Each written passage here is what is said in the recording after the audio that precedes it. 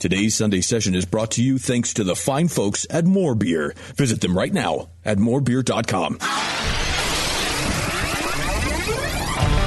If you really want to be one of the best brewers there is, I stopped dressing all in plastic. you better be brewing 5 to 6 times a week. Every beer is made with love, and it begs to be appreciated. I need something to kill the salmonella I'm kind of worried about in the eggs. Do you find that that the hops kind of clash with the chicken embryo you put in there? I might sleep here tonight. It's a California King. There's plenty of room for both of us, Beavis. How many of the brewers over there have seen your ass? That's it. Someone's getting cut tonight. All I have to say is, hey, McDowell, how you doing? Now, live from the Brewing Network studios in Northern California, this is the radio program for home brewers, craft brewers, beer lovers, and beer geeks. It's your only source for live beer radio that brings expert brewers together with, well, expert drinkers. This is the radio program with a head on it. This is The Session.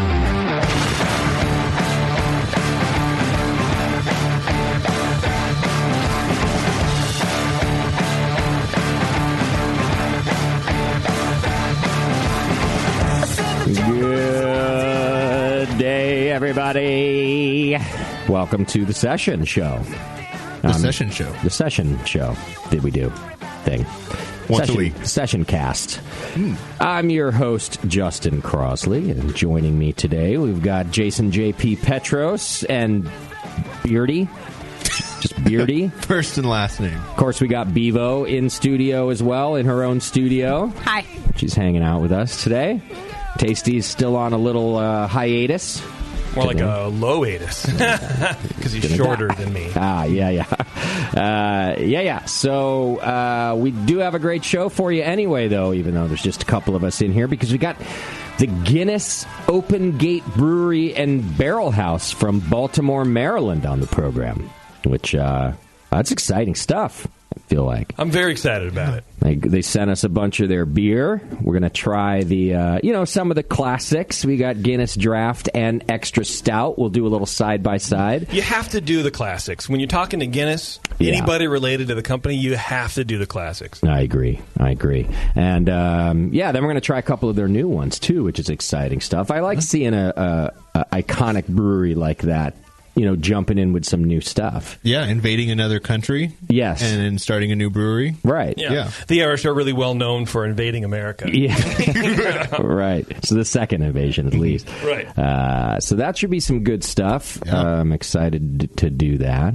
Yeah, you almost have to, as one of the oldest brands out there. You have to sort of push forward with the market. And I've had the Guinness Blonde, which is really good. That's the only new kind of Guinness beer that I've had, but everything else sounds great. I hear a lot of good stuff about what they're doing, and I agree, it is good, because you don't want to see an old brand just go stagnant. Like, for example, like Newcastle Brown Ale. It's getting revived. They're changing up, too. But it's a different thing. Yeah. Right? Or what just got sold? It wasn't some old Fuller's. Oh. Yes, Fuller's just got sold off. Oh, that's and it's a bummer. Because I wonder if it's because they weren't innovating as much as they should have been, or whatever. But Guinness is near and dear to my heart. And my first legal beer was a keg of Guinness for my birthday. Oh, nice! Yeah, I'm wait, really excited about that. The first beer you had was a whole keg? The first beer that I bought, my first legal beer that I purchased on my 21st birthday, was a full keg of Guinness. Yeah. Wow, like a half? No, like a full keg again, like a 13.3. That's what I meant, a half barrel. Yeah. Oh, yeah.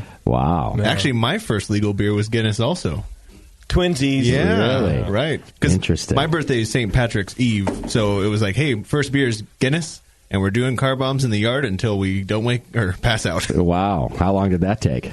A few 6-packs, and then we woke up the next morning. Yeah. Along with an empty bottle of Jameson. God damn, I love those.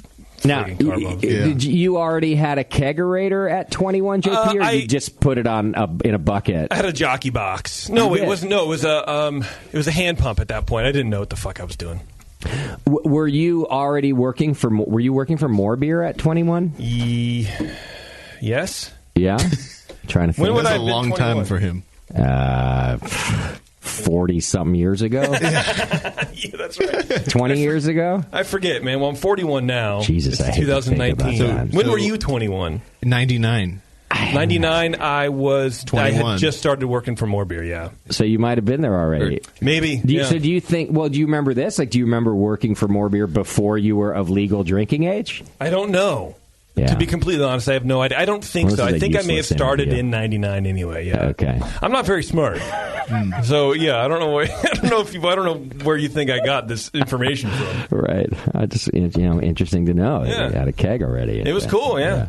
Had a party, and then I think it was a kegerator. Now that I'm thinking about it. Oh, okay. Because the CO2 ran out. Okay. And we couldn't figure out how to get the rest of the beer out. So you didn't have a hand. That was my next question. Yeah. Like if you had a hand pump and then you drank stale beer for the next week. No. If you ran out. No. But you ran out of CO2 like in the middle of the party. Yeah. And couldn't continue serving the beer. No. That's a faux pas, my friend. I know. Did you just send people to the store for more beer? I don't remember. That's a big fuck up. Yeah. So imagine you throw your first kegger and you can't even serve the beer after a while. I think we got pretty far. I think there were maybe only a couple of gallons left in the thing. So it was well into the evening at this point. Okay. I do remember that. Is also serving Guinness with CO2.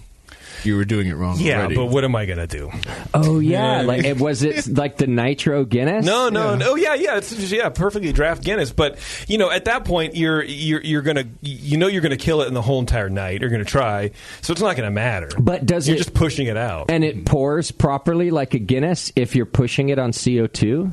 I can't remember, dude. I think wonder. That you can just lower the pressure. Yeah. But it is just going to carbonate it. Because really, if you don't have the diffusion, we can ask Ryan. We talked to him, but if you don't have the little diffuser in the nitro thing, that doesn't strip essentially the nitrogen out, which and then and the CO2 out, which is what you see the cascading head. Right. So it'll just pour. I think it'll pour just fine. I see. Yeah, but it just won't pressure. look cool. Yeah. Right. Okay.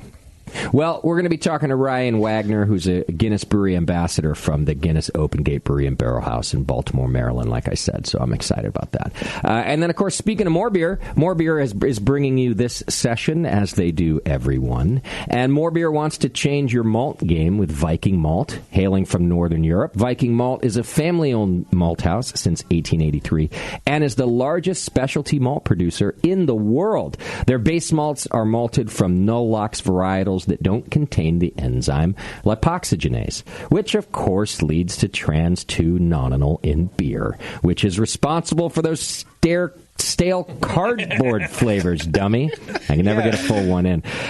So head over to morebeer.com and brew with ingredients from the future. And while you're there, do us a favor and thank them for supporting this show for so many years, because I dare say we wouldn't be here without them. So very good people over there. Well, I'll get through a few announcements, some important ones, too. And, of course, announcements are brought to you today by Drake's Brewing Company, my favorite. You can go to drinkdrakes.com and check it out. What a lineup of beers. And I got an upcoming event if you're up in the North Bay here in California. In Santa Rosa, they're doing a beer tasting and food pairing at Belly Left Coast Kitchen and Tap Room. That's on Wednesday, April 10th. Like I said, beer tasting and food pairing with Drake's, and Chef Gray there, who's been seen on Food Network's Chopped, will be creating a 6-course meal paired with up to 6 different Drake's beers. Drake's brewmaster John Galuli will be in attendance for this exclusive event. So go on over to drinkdrakes.com, click on their events page, and go to Belly Left Coast Kitchen for that dinner. That sounds good, dude. Sounds tasty, doesn't it? 6 courses, let's go. Yeah, it's a lot. 6 chances to I don't know. I don't know where I was going with that. To put something in your mouth. Yeah, there you go. All right, don't forget to check out all of our new shows, Shine Runner Craft Marketing, Hop and Brew School Podcast, and Heads and Tails. Entre Cervezas, our Spanish-speaking podcast. Go over and check out those new shows. All right, here's an important one. Spring Brews Festival, our 10th anniversary, is this Saturday, March 30th, 2019, and tickets are on sale. The early bird discount tickets are just about sold out. So tell your friends, if they don't get them today, today or tomorrow, that's probably they're going to have to spend a little more cash on the late bird ticket. So get your early bird tickets. It saves you $10, and they're almost gone. I'm really looking forward to an exciting year. We've got just over 60 craft breweries that are pouring, and it's really a great lineup. I think one of our best ever. Also, if we're lucky, I don't know, I'm checking the weather every day. Right now, it's looking pretty stellar, so let's hope that keeps working out. But either way, the event is rain or shine. We're going to be hanging out drinking beer no matter what, so come on out to that. It's right here in Concord, California, and, change your plans. Come, if you haven't bought your tickets. Yeah. Oh, I have something to do. Well, now you don't. I was planning on going, so I guess I'll change my plans. There you go. Well, change your plans and then go to the Springfest. Yeah. Oh, okay. So you're in just weird loop of you can't leave the house because you're canceling your plans to leave the house so you can go leave the house. Yes. Oh, man. Yeah. Well, maybe I'll see you guys Saturday. Maybe. It's our 10th anniversary, and I'm really excited, but I'm really proud of this event. And the brewers around the Bay Area and beyond, they all love it. We have to turn brewers away because we don't have room.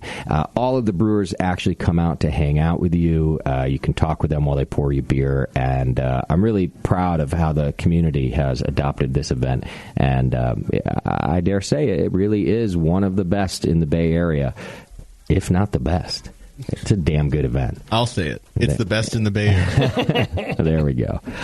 All right. Subscribe and join the BN Army. That gives you a chance to win $100 into the More Beer monthly donation giveaway. Plus, it supports this podcast and keeps us on the air, keeps food on our plates, keeps us bringing all the great programming that we're allowed to do here.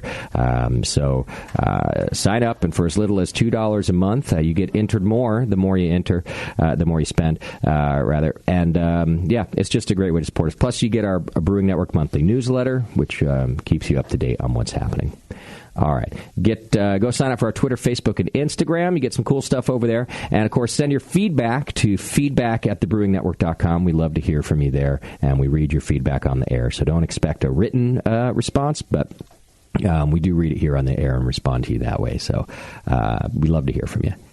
All right. What do you think, JP? Do we have a Twitter game today? Yeah, dude. Why not? I thought we might. Twitter game's brought to you today by Neshaminy Creek Brewing Company. Neshaminy Creek Brewing has been brewing award-winning beers in Croydon, Pennsylvania since 2012. They're the proud winners of 4 Philly Beer Scene Magazine Awards for Brewer of the Year and 3 for Brewery of the Year. They've won a bunch at the GABF. They got a big-ass tap room with 24 beers on tap, 18 of which are rotating and seasonal limited beers. They got a variety of styles, from hoppy double IPAs to sessionable and poundable lagers, even oak-fermented saisons and sour beers. If you can't make it to Croydon, don't worry. Hit up their second location in Jenkintown called the Borough Brew House, which features a full menu and 22 beers on tap, including guest taps. So go check it all out at NeshaminyCreekBrewing.com. And you know what? Thank them for being a sponsor, too, because they've been very good to us, and we appreciate their support. All right, what's our Twitter game? Well, I don't know if you know this, Justin, because you're not really extremely online anymore. I'm not. Yeah. But there's a lot of... God damn it. What? What happened? Uh-oh. He's got a floater. Fruit fly. Getting drunk in my beer. Just pound it.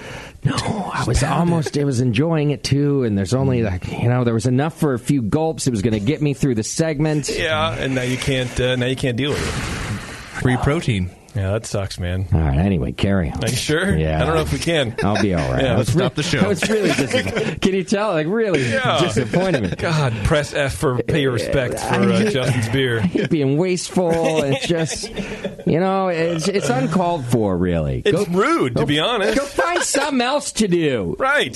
Fucking, what are you, part of the DSA now? Fucking fruit fly bullshit. Bernie Sanders. Maybe you should build a wall. I'm going to lose it. I know where you can get more beer. I know, but then what if that one gets the bugging out and I waste 2 beers? What do you think? Beer grows on trees around here? You should stop. You should just stop drinking beer. Then I think that's the answer. JP, don't push me over the edge. Well, you're close to it. Don't you do that to him? How dare I?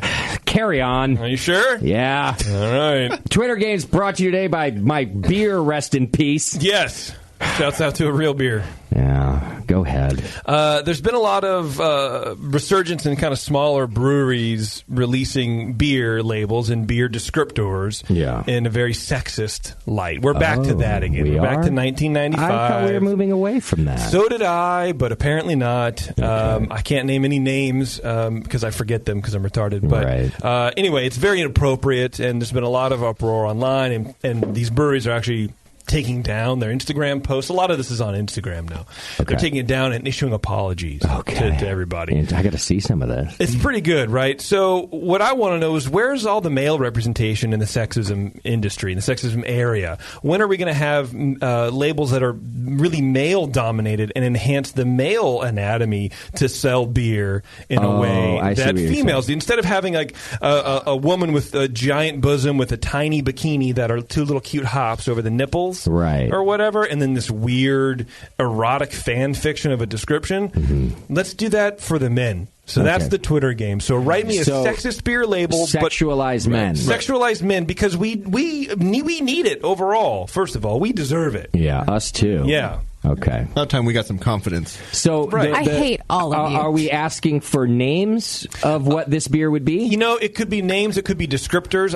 In my head, I thought mainly descriptors. Just write like a 3-sentence description or whatever you want to do. You can also do images if you want. If you want to draw something, we have a couple artists in the audience, or names would be fine. All these are going to show up on her Twitter feed. Yeah, it's going to be good. Great idea. We're going to have to delete some of these, I think. No, it'll be awesome. It'll be amazing. Okay. Yeah. Is it clear, the description that you wrote, that we're talking about, like we're joking about sexism and not being sexist? Can you make that clear? Is that possible? I haven't posted yet, so what I was going to write is, it sure looks like sexism is making a comeback in the beer label world, but we have to know, what about the men? Write me a beer description that really brings the sexism to the male sex, or something. I didn't really finish. How about against the male sex? Okay. I don't know if that brings changes the sexism anything. Against men? Shows the sex, and then hashtag just jokes. I don't know. Flip the script. Like, the only thing that I can think of that you would put on a beer label to make it more appealing to like me would be like, picture of me.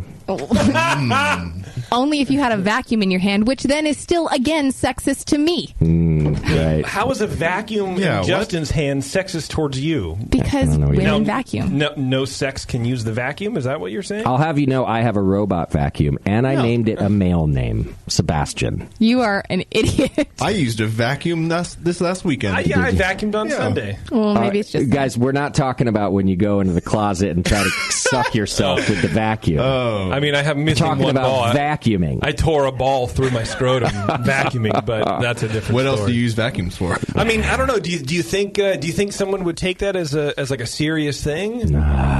What? I don't know. People misinterpret us. We're very misunderstood. I feel. But it's fine. It's fine. You know, honestly, it's been 14 years. Fuck it. Is what a lot of people on Instagram, the breweries that are doing this, are saying. Like, we're just misunderstood. So maybe now we're just in the same trap. They're adding to it. All right. Well, you know what? I'm happy to have it. Whatever. I care. Good one. Okay. Let's see what we get. All right. How about we do some feedback? Let's go. Feedback's brought to you today by the Beer Law Center. You can go to beerlawcenter.com, and our good friend John here, takes care of our trademark. He can do the same for you. He can also do your brewery filings and anything else you need him to do, really, in the field of beer law. Go to beerlawcenter.com. All right. I don't know how to say the name. Marius writes in, speaking of sexism, as a matter of fact. Hey, guys, you know what every broadcaster, podcaster, or whatever have in common? They get feedback from dudes who find something wrong with their female hosts. And by the way, this was brought up last week that someone was asking for more female representation on the Brewing Network, which I agree, and we've always wanted to have more of that. It's been hard to find talented folks to do that, and this is a bit against that. However, Bevo's been on the show since like 2006, just so you know, and there was a female before that. But I still agree 100%. We love to have some more female voices here.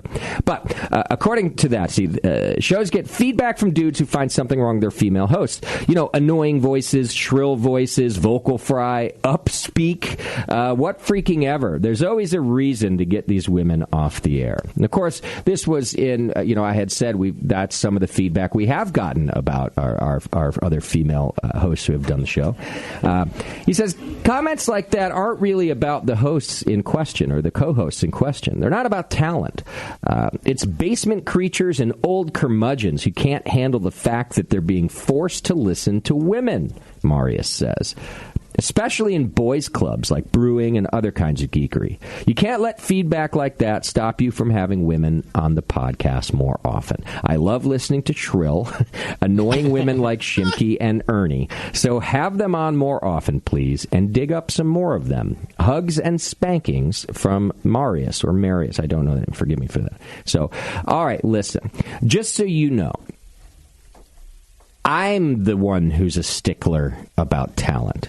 Now, I think you might be right from some of the feedback about annoying voices and like shrill voices and things like that. Yeah. But from my perspective, I will say that content is one of the most important things to me.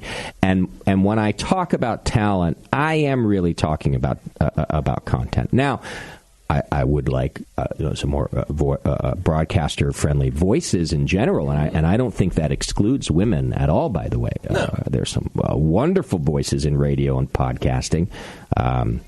The young lady who does the Serial podcast, I just love her voice. Oh, yeah, her voice is pretty good, dude. And the way her personality comes out across on that podcast, she's very, very good. She's one of the best I've ever heard. I'm jealous at times about her delivery. She's just wonderful. Yeah, what the hell, Sarah Koenig or something? Yeah. And that's what I'm talking about when I personally talk about talent. So I'm not skirting the fact that I mentioned in last week's show that some of the feedback has been about the sound of the voices. So I will take your advice here. For sure, but that is also the funniest feedback we've gotten is the voices. Yeah, it is absolutely ridiculous, and we're just kind of mocking that. I'm so thirsty right now. This beer is really good. Yeah. Warren, how's your beer? So good. It's nice and I'm wet. Just dying for a beer that without a bug in it. No, don't look over here. Nope. So anyhow, I am always on the lookout for female talent and voices, and I personally do not exclude folks from the show based on the sound of their voice. Content is more, and content, by the way, includes the way you mesh with the crew here and fit in. And that doesn't mean, by the way, you have to be the same as us. In fact, I think it'd be wonderful if we had someone in here who's very different and likes to make fun of us when we're idiots. But on the rare occasion, but there's a flow. And anyhow, I just want you to know, Marius, that I will take your input into account.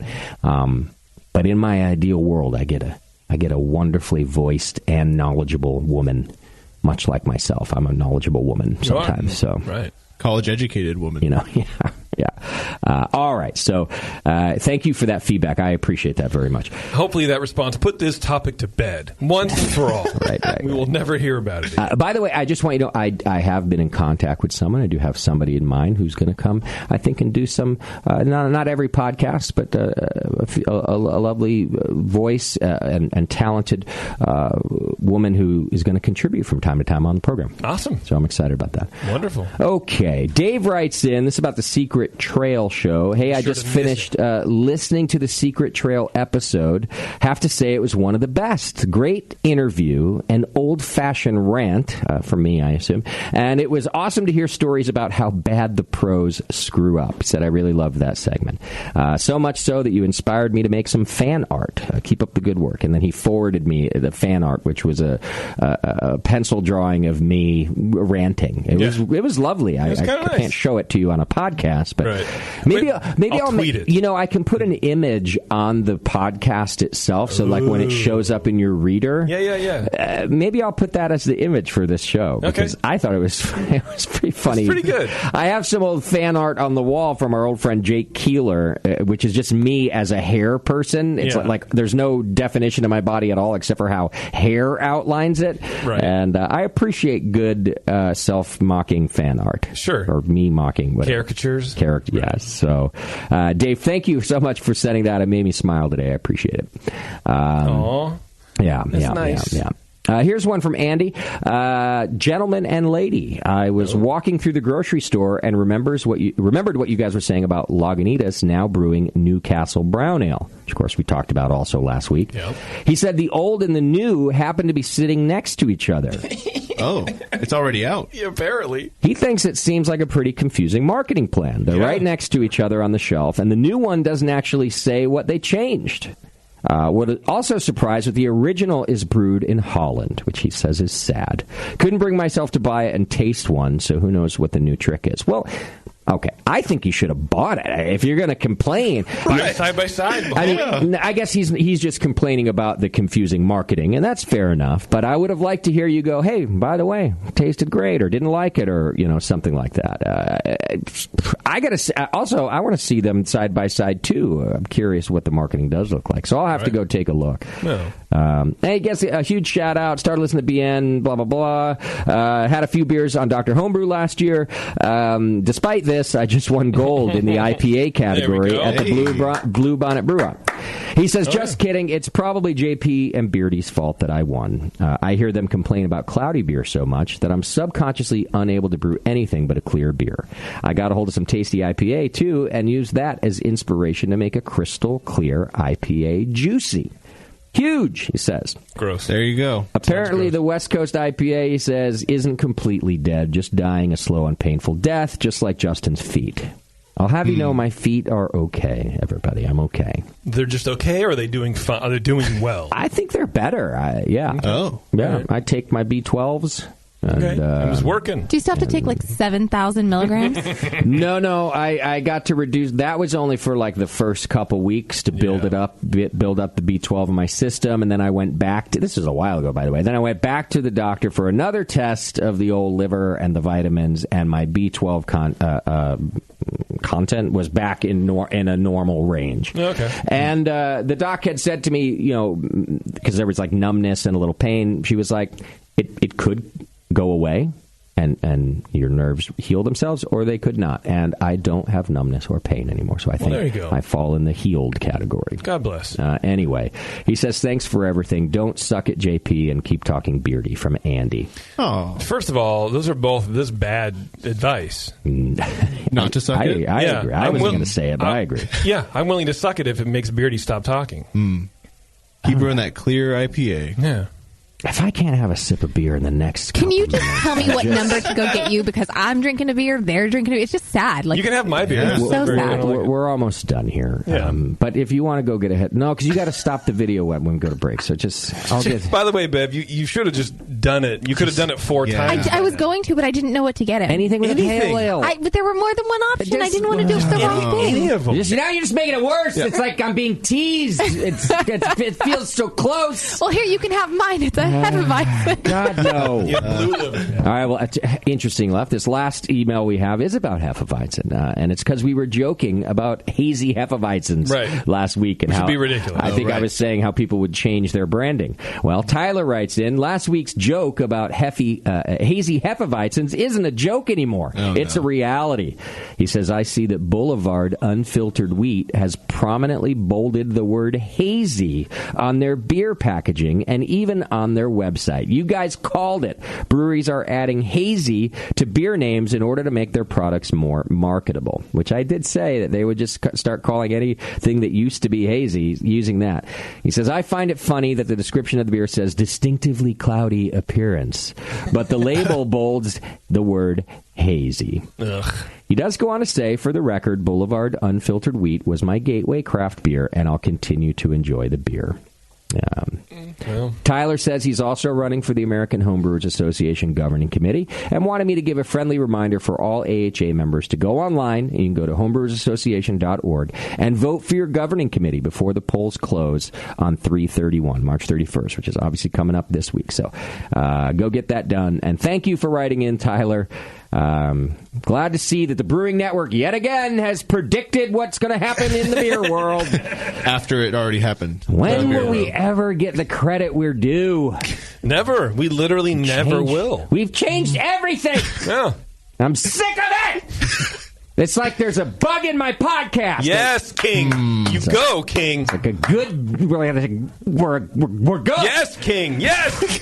Tell him. I got my rant shoes on today. They're a little sober rants are hard. They are. Yeah. And at this rate, we're never going to get a drunken one. Right, yeah. You know what this show needs? Another female. I agree. Can we find one that rants really well? Yeah. No. Oh, then I'll have to fire the person. What if they're better than me at ranting? I'll never allow probably that. will be. That's, yeah. Because let's be honest, I want talent on the show, but just below me. I can't be shown up. If somebody comes in here, or maybe I could use the time off. Maybe if someone does come in and yes, there you go, kind of nail it. I don't know. I just want a beer. Justin's glass talent ceiling.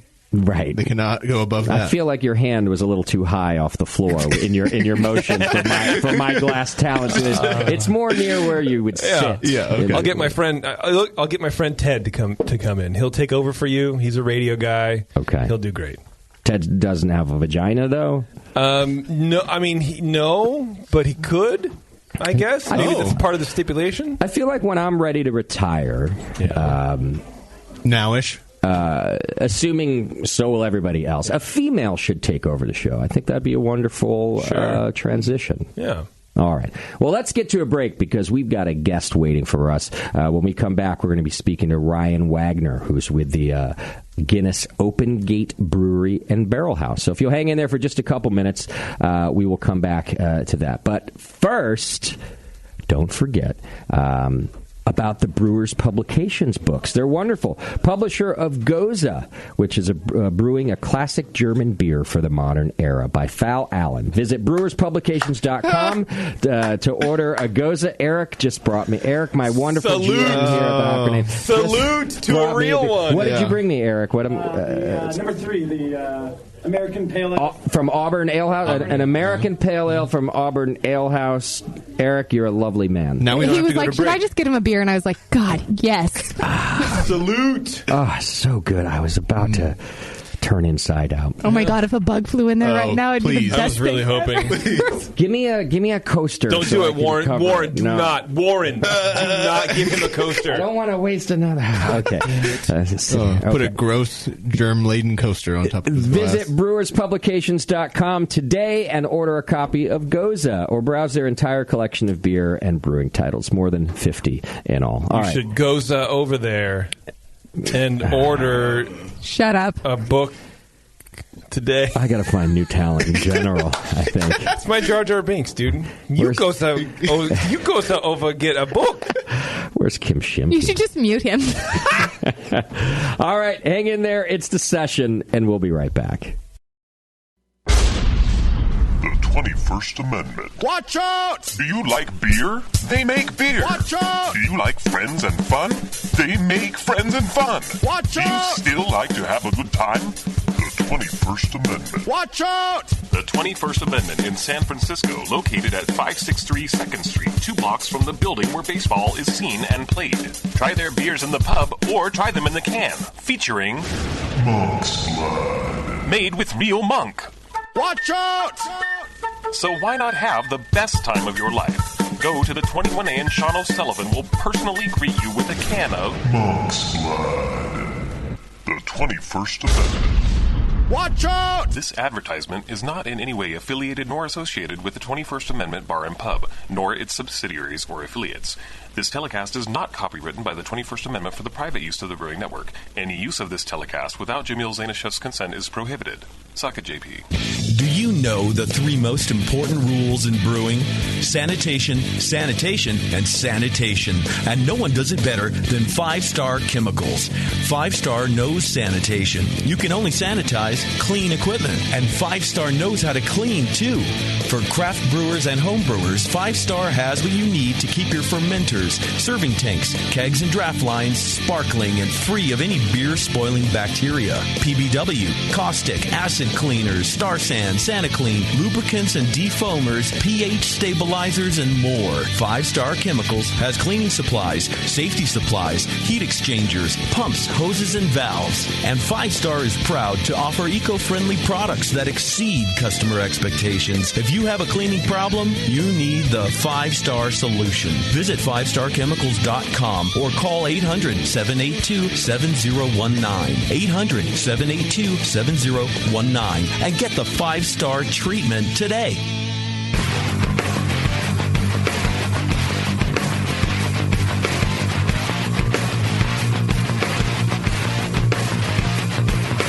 Hey, this is Brendan from Central Coast Brewing. You're listening to The Session on the Brewing Network. All right. Hey, welcome back to the program. Thanks for hanging out with us. Don't forget, I won't, about our wonderful sponsor and friends over at White Labs. Pure liquid yeast means better beers, of course, and White Labs boasts the highest concentration of yeast in the industry thanks to their patented flex cell technology and pure pitch packaging. The yeast contained and delivered using these innovations are propagated in all-grain wort, providing the perfect nutrients for growth and optimal performance. Go over to whitelabs.com/yeastbank to find the perfect strain for your next beer. And thanks to White Labs for being a sponsor of this program. All right, as promised, we've got Ryan Wagner from Guinness Open Gate Brewery and Barrel House in Baltimore, Maryland on the line. Hey, Ryan, thanks for being with us. Thanks so much for having me, guys. I appreciate it. You're on East Coast time over there, too, so thanks for staying up to drink beer with us. Oh, no worries, man. I got a black IPA brewed here in Baltimore in front of me, so I'm in good shape. Ah, perfect. Nice. Keeping that style alive, too. I like that. I haven't seen a good, or I haven't seen any black IPAs in a little while. So that's nice to hear. It's, our head brewer, Holly Stevenson, is a big fan of the black IPA, and I think she'd be the first to tell you that if she has to single-handedly keep it alive, she's going to do that. All right. Well, Godspeed to her. Right. Folks, if you want to follow along and look a little deeper into the Guinness Open Gate Brewery, you can go to GuinnessBreweryBaltimore.com and check it out there. Now, Ryan, you're a Guinness Brewery ambassador. Can you tell me what that is and what it is you do? Yeah, it's kind of hard to describe, to be honest with you. So there are 9 people in the country that get to call themselves Guinness Brewery ambassadors. And our job is to, if you kind of whittle it down, it's really to spread the gospel. Whether that's dealing with consumers, sales teams, on-premise and off-premise accounts, and worrying about training and education, media appearances, beer quality, whatever we can do to help make sure that our beer is getting from the brewery, and whether that's in Baltimore or in Dublin, making sure that the beer, when it arrives in the glass in front of whoever's drinking it, is top-notch, and the people that have sold it have told the correct story. That's what we're in charge of. That's what we're here to do, is to make sure that everybody understands who we are, why we exist, and what the beer is, and why the beer exists. Got it. So I like this description, and I'm going to tell you why. Like, a lot of times we don't really like, or I should say, request that the marketing side of a brewery comes on the program. But the reason I think it's important that this role exists with Guinness is strictly because of your history. Not just telling a story about how long you've been, but also, and we're going to talk more about this, the fact that you guys have recently decided to start innovating different styles of beers that we maybe didn't used to expect from Guinness. So with that, one quick question. Is the Baltimore Brewery the only U.S. brewery that you have here? Yeah, not only is it the only U.S. brewery, but it's the first time we've ever purposely built a brewery here in the United States. Purposely built is kind of an important distinction. We had a brewery here in the United States from 1949 to 54, but we had taken over an existing brewery that was part of a bottling partner of ours. So this brewery here in Baltimore, we started brewing in September of 2017. The current space we're occupying was opened on August 3rd of 2018. This is the first ever purposely built brewery in the United States. And, we're excited to be the only ones here in Baltimore. Got it. I love that. Did you also sign a $1 lease for 1,000 years, whatever it was? All right. So first of all, guys. Yeah. Give us this.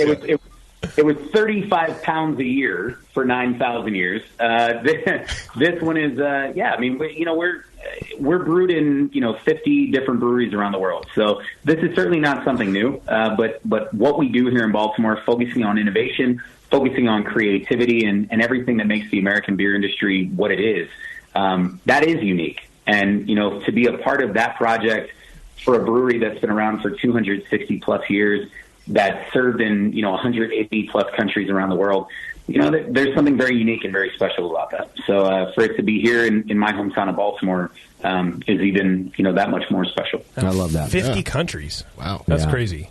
Now, how much of the beer, how many barrels are you putting out of Baltimore? And specifically, I'm kind of wondering, how much of the Guinness beer that I buy here in the U.S. is being produced here in the U.S., just out of curiosity.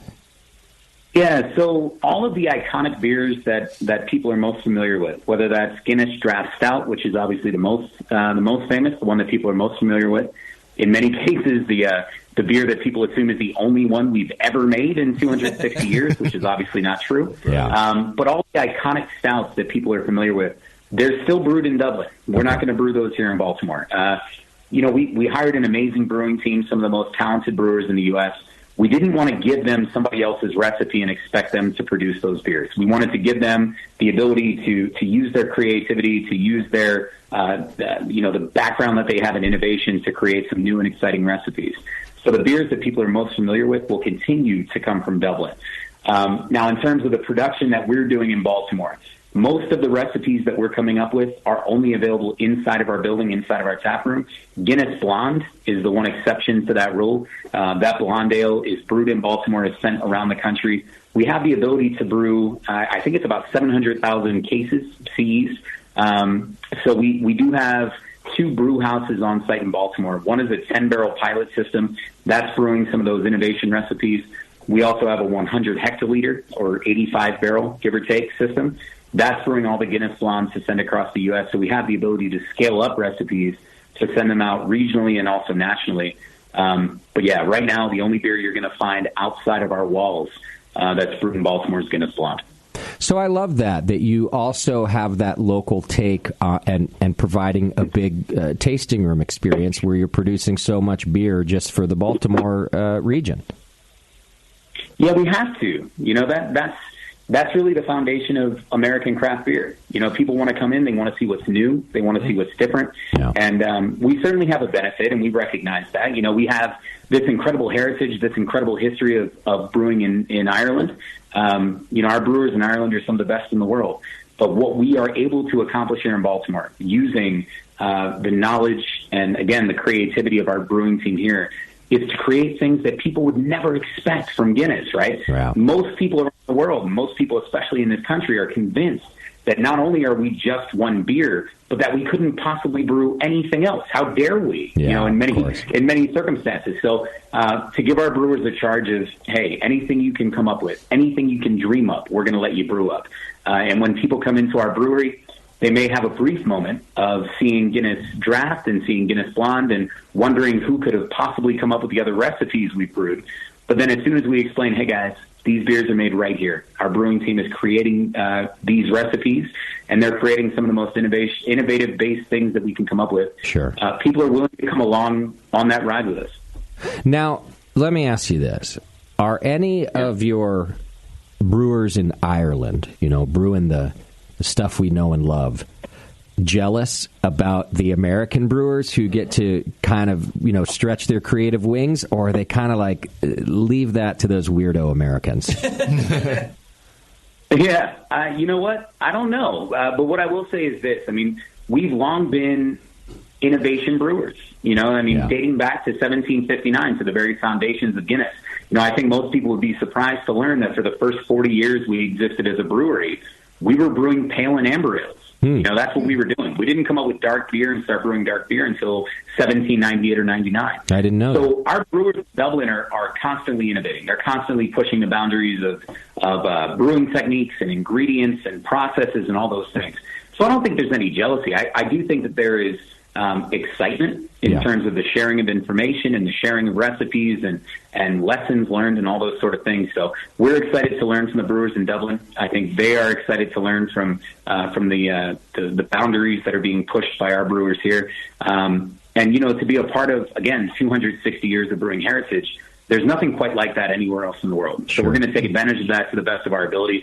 And, our brewers and the brewers in Dublin are constantly going to have those lines of communication open. Okay. When they built the new brewery in Maryland, did they kind of copy the types of equipment and the way the brewery worked to what's in Ireland, to that kind of increase the layers of communication, so that way they were talking the same language when making well, aside from the fact that we have a 100 hectoliter brewery, which here in the States people are like, what is that? What's a hectoliter? There's going to be a little bit of that, mathematical equation to it. But no, I mean, we worked with GEA for our 100 hectoliter system. And we also, we wanted to make sure that we had the highest quality products. We had the highest quality brewing equipment. And our brewers really led the way with that. We were blessed to have people like Peter Weens, like Holly Stevenson kind of leading the way for us. And I think what was really smart by the people at Guinness was to bring those guys in and to say, what do we need? What do you guys need to brew the beer that we expect you to brew? And by letting them kind of guide that conversation and guide the build out, we ended up with a system that we're very proud of and a system that's creating some pretty amazing beers so far. Why did you guys choose Baltimore as a spot? Oh, man. How long do we have, man? This is a question I tend to wax pretty poetic about this. So I'm a Baltimore kid, born and raised. Okay. This is a town that's very special to me. My family is from here. I grew up here. I was born here. So there are a few reasons. Some of them are practical. So we already had this site. It was part of Diageo's portfolio. And Diageo, for those that may not know, is the company that Guinness is the beer partner of. It's a company that we founded back in 1996. And so for its entire existence, this site, dating back to 1933, has been a distillery. It began as Maryland Distilling right after the repeal of Prohibition. It eventually turned into Calvert Whiskey, and then after that it was Seagram. Seagram became a part of Diageo's portfolio in 2001, and so we were familiar with this site and what it was going to take to create what we've created there. Now, in addition to that, we are a mile and a half away from a major airport. We are 5.5 miles away from a major shipping port in Baltimore, the Baltimore Inner Harbor. But what I think is more important than that, we are part of a community that has an incredible food scene, a growing and vibrant beer scene that's very young and very innovative. And Baltimore is full of a lot of blue-collar people, man, who really care about the things that belong to them. And when Guinness brought me on, one of the things that I mentioned was, you couldn't have picked a better space, because the people of Baltimore, if we continue to do the things that Guinness has done throughout its entire existence, if we take care of the community, if we go to bat for the people that live and work here and the people that live and work for us, the people of Baltimore and this community at large are going to go to bat for us. They're really going to step up to the plate. And we've seen that over the course of, just 7 months being open or 8 months being open. We're at 250,000 people through the gates, and most of those people are local. Wow. Now, the flip side of that is the minute that we don't follow up on those promises, they're never coming back. We're a very proud group here. We're very loyal. But I think that Guinness has done an amazing job, and I'm proud to be a part of really stepping up to the plate in terms of this community. We've raised funds for the Maryland Food Bank, for the Oyster Recovery Partnership, for the Baltimore Office of Promotion and Arts. We're doing our very best to give back to this community, and the community in return is gonna show up for us. Good Lord, Ryan. I'll tell you what, not only do I want to move to Baltimore after that, but I feel like, Ryan, if you ever want to run for governor or mayor of Baltimore, you love that. You're in good shape, man. Those people are going to vote for you. Look, man, I'm passionate, man. I care very much about this city. I care very much about what we built here. Yeah. And there's this line of thinking, and I understand it, especially when you're talking about the American craft beer scene. That Guinness is a big corporation. We're, again, served in 180 countries. We're brewed at 50 different breweries around the world. And so I understand that there's some hesitation about something that is as big as we are and has the heritage that we do.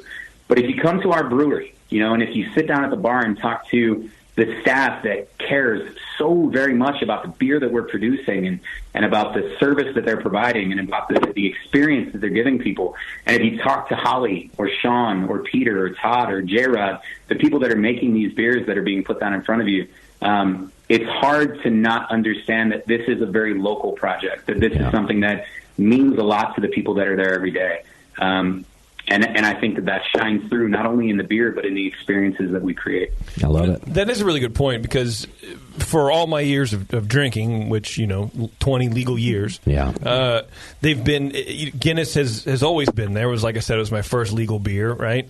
And I've kind of grown up essentially drinking Guinness, hearing stories about them going to, bars and making sure people are pouring Guinness properly. And you're always kind of on the hunt for the fresh Guinness, and it's always nice to see. It's almost refreshing to see a Guinness on tap anywhere, because you don't really see it. At least I never really did all that often. But you look at other mass-produced, I guess, quote-unquote, beers or larger, beers from larger companies, and it doesn't have that same kind of feel. The same mystique, the same legendary. Yeah, there's a ton of rumors. Maybe we should dispel some of those. But it's also just, that they care about their beer, because they pay people to go out and train people how to pour their beer properly. Yeah, I feel like that could be I feel like that should be your next job, JP. I would probably get fired for being too good at it. Right. Right. I love that. Well, if you guys want to dispel myths about Guinness, we can do that all night. But no, I agree with you, right? Part of the reason why we built this brewery here in Baltimore, here in the United States, was to give the U.S. a cultural home, for Guinness. Something that spoke to the fact that we have been delivering beer to the United States for more than 200 years. This is a friendship that extends back centuries. And there are 6 million people in Ireland, 6 million Irish in Ireland, and 35 million Irish Americans here in the United States. This is something that is incredibly meaningful. And so to give that audience and to give craft drinkers, because, you guys started to talk about this, and I think it's incredibly important. Guinness Draft, in particular, is a beer that speaks to that craft audience. Whether you're drinking craft beer, whether you're a brewer of craft beer, whatever your association is with that craft world, Guinness Draft sort of is involved in that conversation, and has been for a long, long time. I agree. So to create a cultural home and a home for all of our heritage and all of the meaning that we provide was so important, and I'm glad that they were able to do that here in Baltimore. Sure. Now, you mentioned Irish Americans, and I'm from the East Coast originally myself, so I have to ask, there's a large Irish American population, probably the largest on the East Coast there in New England, certainly New York, and I'm being serious here. Do you think that had anything to do with the decision to open a brewery on the East Coast? Oh, it's hard to say. I do agree with you. Even in Baltimore, we have the only, this is kind of a deep cut for you, but we have the only Irish Railroad Workers Museum in the country. Oh, that's nice. Here in Baltimore. Yeah. So we're very proud of our Irish heritage here in Baltimore. Heck, I'm a part of that as well. My family has Irish heritage. So, yeah, there's certainly a densely populated Irish community on the East Coast. Sure. I think that's part of it. I also think that we are closer to our historic home in Dublin by being here on the East Coast. Sure. And, just again, the benefits of being in Baltimore. There are 40 million people, give or take, who can have breakfast at their house, hop in their car, drive down, and have lunch with us at the brewery. That's an amazing place to be in the world. Yeah. But yeah, Irish heritage is a part of the American community in just about every part of this country. Yeah. And on March 17th, which was just a week ago, every single person in this country claims that they're Irish. That's right. So it's an amazing place to be. But yeah, I don't disagree with that. There is certainly a high percentage of people on this part of the world, this part of the coast, that are very proud of their Irish heritage. Yeah, and of course, I'm not saying like that was a decision maker. I just, if I'm Guinness, though, I'm thinking about that. I'm how, not just how does it maybe help us as a company to have a population that's close to our own heritage and our own roots, but not just that, to maybe even more so to pay homage to Irish Americans. So it would be less like, oh, we need the support, and more like, You know what? I bet you there's a bunch of Irish Americans who would love it if we opened on the East Coast. It's just it's one of the highest densities of that population. So that's all I meant. Well, and even more than that, and I think that this is something that people may not necessarily know or may overlook.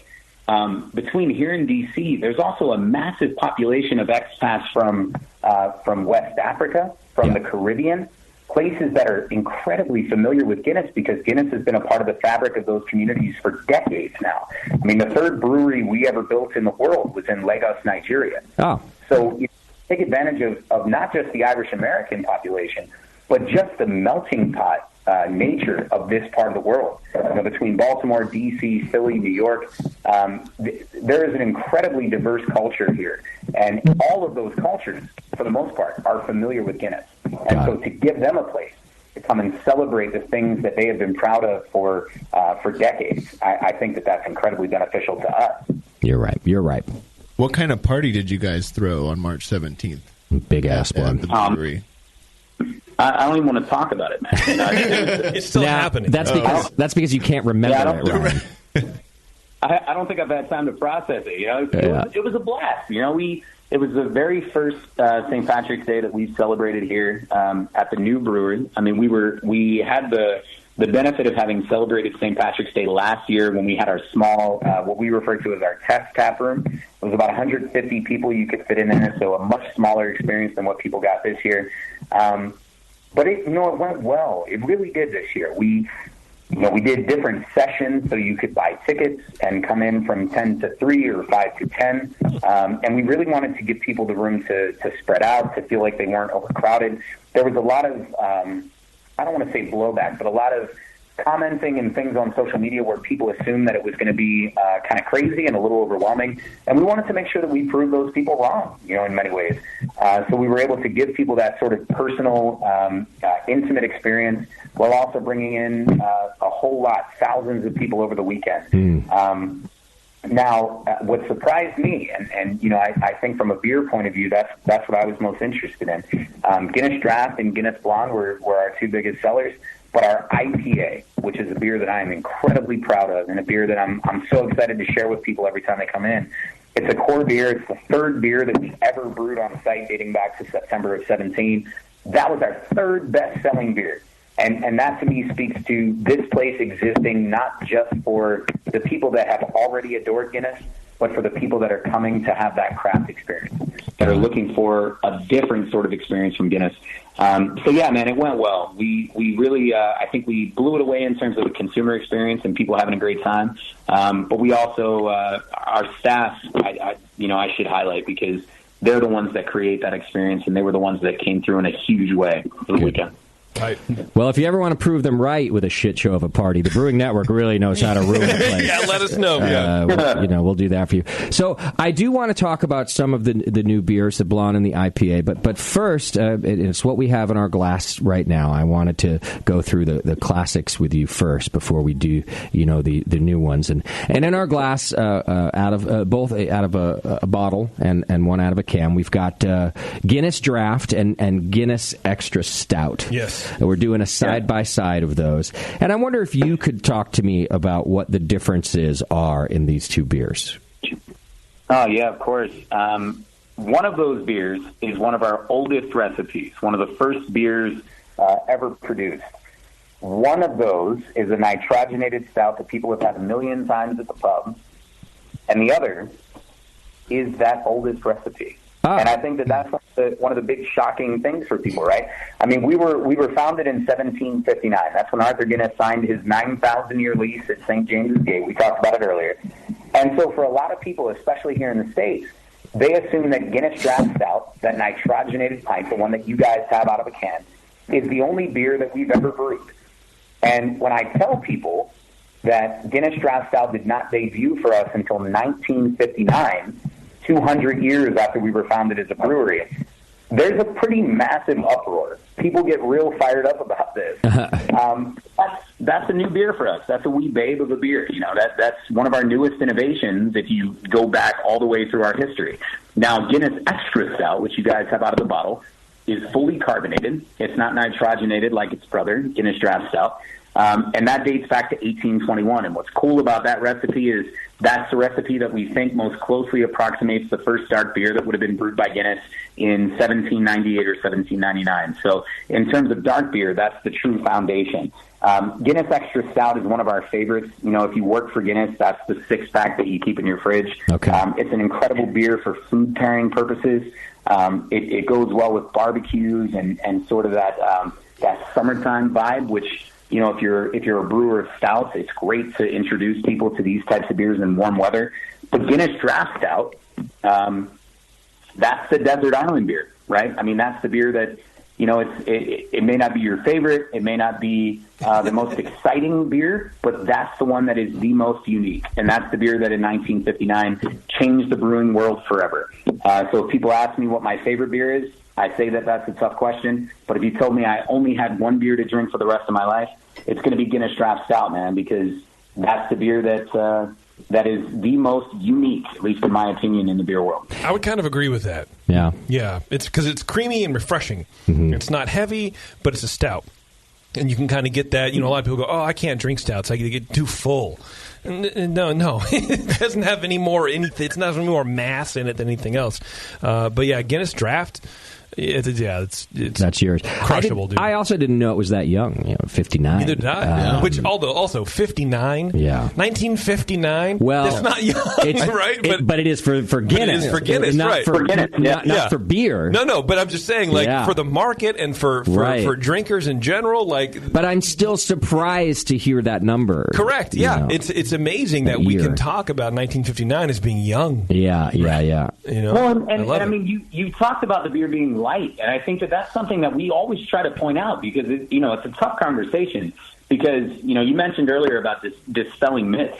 People are convinced that they know everything there is to know about Guinness, right? My job is to be an expert on Guinness, and I have one of the most difficult jobs in the world because no matter where I go, people are convinced that they know more about my job than I do. You're right. You know, I just accept that. But in terms of the real facts, right, Guinness Draft is a low-calorie beer, 10 calories per ounce.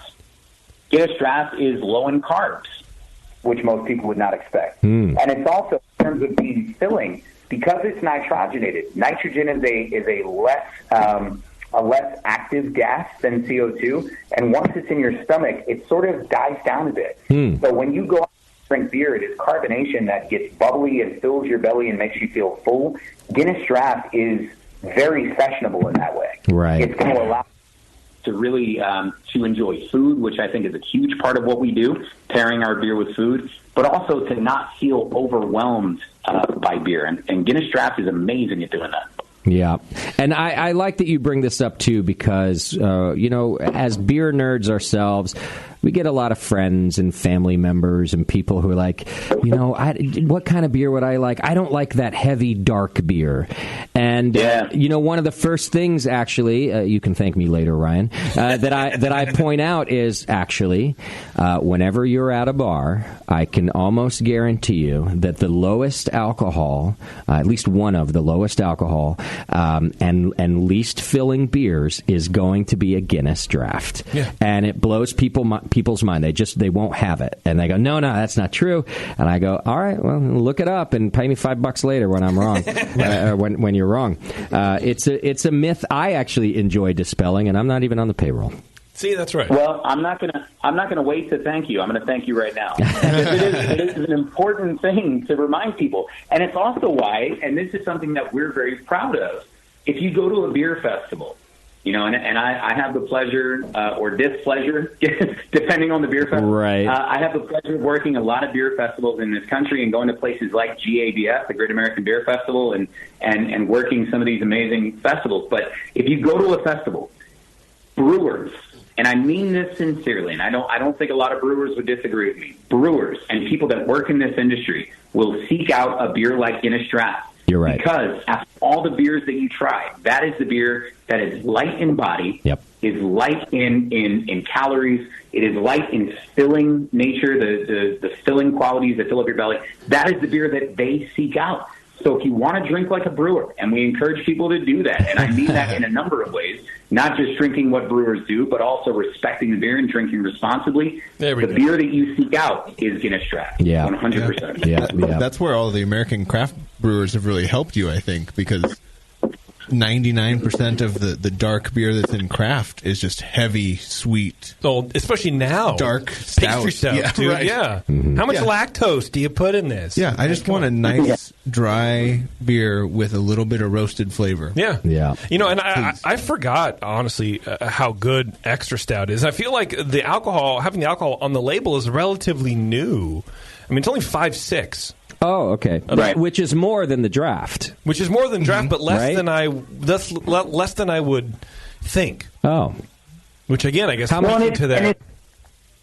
It's such a great story, too, right? If you talk about Guinness Draft, and despite the fact that was brewed in 1959, you can go back to a beer like Guinness Original, which, again, harkens back to around 1821. We talk about German beer an awful lot, box, doppelbox, and icebox. You can talk about Belgian beer with Belgian pales, doubles, triples, and quads, American pales, IPAs, and double IPAs. For us in Ireland, stout, extra stout, and foreign extra stout, which is another one of our most famous beers, that really tells an amazing story historically. If you wanted to brew a beer for your neighbors, you brewed a beer called stout or called porter. If you wanted to send it to Kilkenny, send it to Galway, send it to Belfast, you might have brewed an extra stout. A little extra alcohol, a little extra hops to give it a little more consistency and the ability to hold that consistency. And then foreign extra stout, which was first brewed in 1801, that's a beer that allowed us to take over the world. And it's still one of our most, one of our number one selling beers around the world. So those are incredibly historic, and they tell an amazing story if people look into it and are looking for that elevated experience. Sure. I got to ask a question. Sorry, Jay. Can I go ahead? Thank you very much. Talking a little bit about rumors, here's a home brewing rumor, right? We all kind of started drinking beer, home brewing, and, kind of doing it at the same time, and that's, how we started the show. And everybody's been trying to go for a Guinness clone or a Guinness recipe. Maybe not now so much anymore, but definitely when I started, that was the beer that everyone saw on the forums. How do I make a Guinness? And part of that was, you have to make 2 batches of beer. One batch is soured. And then you mix a third of the sour beer with the third of with 2/3 of the other beer. And that's, someone's friend's grandfather's former roommate was a brewer at Guinness way back, and that's what they had said, and that's what they do. And can you dispel that or not talk about that at all? Yeah, or confirm it. I mean, I don't know. Yeah, they often say that imitation is the sincerest form of flattery. Nobody has ever been able to create a facsimile of Guinness Draft. I think I can say that with some certainty. There are a lot of nitrogenated stouts, some pretty amazing nitrogenated stouts, but nobody's ever been able to quite live up to Guinness Draft, and we appreciate that. We're very thankful for that. But in terms of what you're talking about with the stale version of Guinness, what I can tell you is this. Historically speaking, the reason that we have a 2-part pour, and that's something that's very important to us in terms of the perfect pour and what that means and what that represents. The reason we have that is because bars originally, when Guinness would send you a beer, if you were serving Guinness, you would be sent 2 casks of beer, 2 barrels of beer. The first cask would be an aged or a stale barrel of Guinness. And you would fill the glass, or the publican or bartender would fill the glass with 4/5 of that stale barrel of Guinness. What you would top that glass off with was the second barrel or cask that we would send you, which was a lively, fresh barrel of Guinness. That lively barrel would put a really hefty amount of carbonation and a really frothy head on the beer. And when you would drink that beer, that frothy head would stay on the pint the entire time you drank it. So when people, even 200 years ago, when you looked across the bar and you saw someone drinking from a glass of beer and the head stayed on that beer the entire time you drank it, you knew that person was drinking Guinness. And so when we invented nitrogenation, when we developed that technology thanks to a guy named Michael Ash, the reason we charged him with this challenge was to create a beer that could be served on a powered gas draft system but still create a head that would stay on the beer the entire time. So to your point, a stale or aged cask of Guinness was always a part historically of the way we served our beer. Now, in terms of our brewing techniques and our brewing processes, no comment. How dare you? How dare you? You're not running for mayor yet, Ryan. Yeah, the way we served it, though, definitely included a cask of Guinness that had a little bit of age on it. Okay. That's interesting. Super interesting. Yeah. Well, thanks, Ryan. Yeah. Well, that's really where the two-part pour comes in, because even today, if I were to put a glass underneath a Guinness tap, Guinness draft stout tap, I should say, and pour it in one shot, I have the ability to make that pint of Guinness look like it's been poured in two parts. It doesn't change the aroma. It doesn't change the flavor. It doesn't change the texture, the mouthfeel. The reason we pour our pints, even to this day, in two parts is because for 250-plus years, that's the way the bartenders have been pouring our beer. Yeah. And so every time a bartender takes their time and creates a perfect pint of Guinness in two parts, they're a part of 260 years of bartending history. Got it. And that is how you know you walk into a good bar, to be honest. Like, if they're pouring Guinness in two pours like that, it feels good, especially when I was out drinking a lot more than I am now. Last week. Well, thank you. Yeah. You walk in and you see a couple pints of big Guinness underneath just waiting, and you're like, oh, okay. I feel comfortable here. This is good. Right. I'm not rushed. Well, and it's you notice bartenders taking the time to craft something. There's a difference between pouring a beer and crafting one. There's such a focus these days on crafting an amazing cocktail. We've had that for a long time. There is effort that needs to be put forth. There's focus and attention and passion that needs to be a part of pouring the perfect pint. Yeah. And I think that's one of the things that we're most proud of, because for 2 minutes, every time somebody asks for a pint of Guinness, for 2 minutes, you have the ability to take your time and really craft something. And Guinness adorers, people that drink Guinness, expect you to take your time. They're not going to rush you. They're not going to wonder where their beer is. They're going to applaud you for taking your time and creating something that is artistic. And I love that about what we do. I do too. That's a very special thing. How do you convince a whole industry, the service industry, to be like, no, take the time. Don't worry about getting a beer out in 15 seconds from the tap to the counter. Like, where does a brewery get off, essentially, telling them, no, this takes 2 minutes? Yeah, it's hard. I'm not going to lie to you. It's a challenge. But, one thing that we often focus on, and one thing, one of those myths that we often dispel, people will come up to me all the time and say, hey, I was in Dublin and the beer tastes completely different. And the reason is not about the beer itself. The Guinness Draft Stout that we serve here in this country is the same beer from the same tanks put into the same kegs as what they get in Dublin. What is different is the experience. It's the time and attention and effort that's put forth. And so what we try to instill in the bartenders around the country here, and one of the things that I'm charged with, is getting these guys and girls to understand that you have the ability to change people's perception.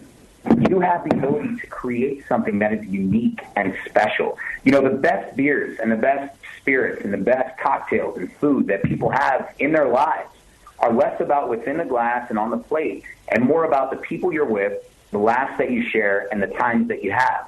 And as a bartender, and I bartended for 12 years, so this is coming from a very real place for me. As a bartender, you have the ability to create that experience. Great experiences will take any great spirit or great beer and elevate them to something that is far more than they could ever reach by themselves. But not creating that experience will take a great beer and drop it down just a little bit. We have an amazing beer. We know that. But if we train the bartenders and the publicans and the staff that are handling our beer on a day-to-day basis, and we explain to them the importance of creating an experience, then everybody that tries that beer will not only think our beer is amazing, but they'll think the people that served it and the place that they were in is that much better because of it. Hell yeah, brother. Yeah. All right. I got to get us to a break real quick. Can you hang out? Because when we come back, we've got some of the new innovations to talk about. You down with that? Yeah, man. I'm ready. All right. Hang in there real quick. And before we go to break, if you're looking to brand your brews a little better, go check out the Branding Brews podcast at brandingbrews.com. It's a deep inside look at everything that revolves around branding and marketing a brewery. Branding Brews interviews industry professionals covering in-depth strategies and topics like labels, packaging, websites, social media content, trademark, you name it. Go over to the Branding Brews podcast at brandingbrews.com. And we'll be right back just after the break. Your support of the Brewing Network means everything to us. We couldn't produce shows without you. And we love giving you something extra for that support, like Brew Your Own magazine. You already know it's a great brewing magazine full of recipes, equipment how-tos, discussions of beer styles, and brewing techniques. Whether you're new to brewing and just starting out or you're an old pro, you'll always learn something from the articles in Brew Your Own. Plus, they're amazing special issues like plans for building a Brutus 10 system, 250 classic clone recipes, and the Homebrewer's Answer Book. Brew Your Own magazine and BYO.com are awesome resources for any brewer, whether for yourself or as a gift. When you subscribe or resubscribe from the Brewing Network homepage, you directly support programs like this. Get a great magazine and support the Brewing Network. Subscribe to Brew Your Own right from thebrewingnetwork.com. Are you looking for a simple brewing system that's great for all grain brewing, but everything on the market seems to be full of compromises? Blickman Engineering has the answer. The Blickman Brew Easy All Grain Brewing System. The Brew Easy is a complete system with easy upgrades and a beautiful compact design, perfect for any size brewing location. At its core, the Brew Easy is built on two gorgeous Blickman Boilermaker brew kettles, a high-temperature March pump, and either a top-tier gas burner or the new Boil Coil electric heater. The Brew Easy adapter lid allows the pots to stack on top of each other, forming an efficient, strong, and compact brewing setup that comes in 5, 10, and 20-gallon batch sizes. Upgrade your Brew Easy system with full automated control by adding a Blickman Tower of Power temp controller, and make moving around easy with the Blickman Kettle Cart. The Brew Easy is modular. If you already own a Boilermaker kettle, you can build your Brew Easy by purchasing just the modules you need. The new Brew Easy all-grain brewing system. See it today at BlickmanEngineering.com and brew with Blickman quality on your new Brew Easy. Hey,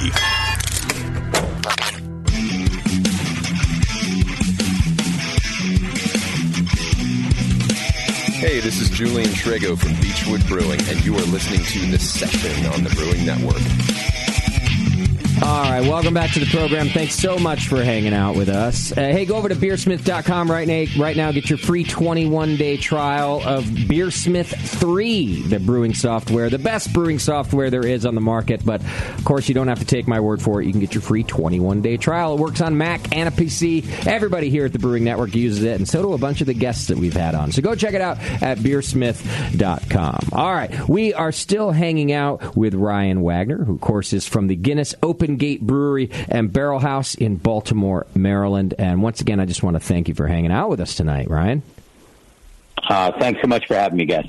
You got it. So before we move on to, we've got a couple of the newer beers with us here, which Beverly's getting right now. But I wanted to talk just quickly again about the Guinness Draft and the Guinness Extra Stout from my own perspective, and that is, we're tasting them side by side, and I keep going back and forth, and I taste the Guinness Extra Stout, and I go, okay, yeah, that one's my favorite, and then I go over to the Guinness Draft, and I go, oh, wait, no, this one's my favorite. Really? And I keep going back and forth, and usually I can pick a clear favorite when we do side-by-sides, and I'm telling you, I really just keep talking myself out of the other one as soon as I taste the one. Why do you think that is? I don't know, because there's just no clear favorite. I just really enjoy them both. I think that the Extra Stout is a little bolder, and it has a little more of a malty sweetness and that I really roasty, enjoy. Sharp, sure. And then I'm not the biggest fan of nitro beers either, but then I go over to the Guinness Draft, and it just has such a clean, nice roastiness, a little less than the extra, but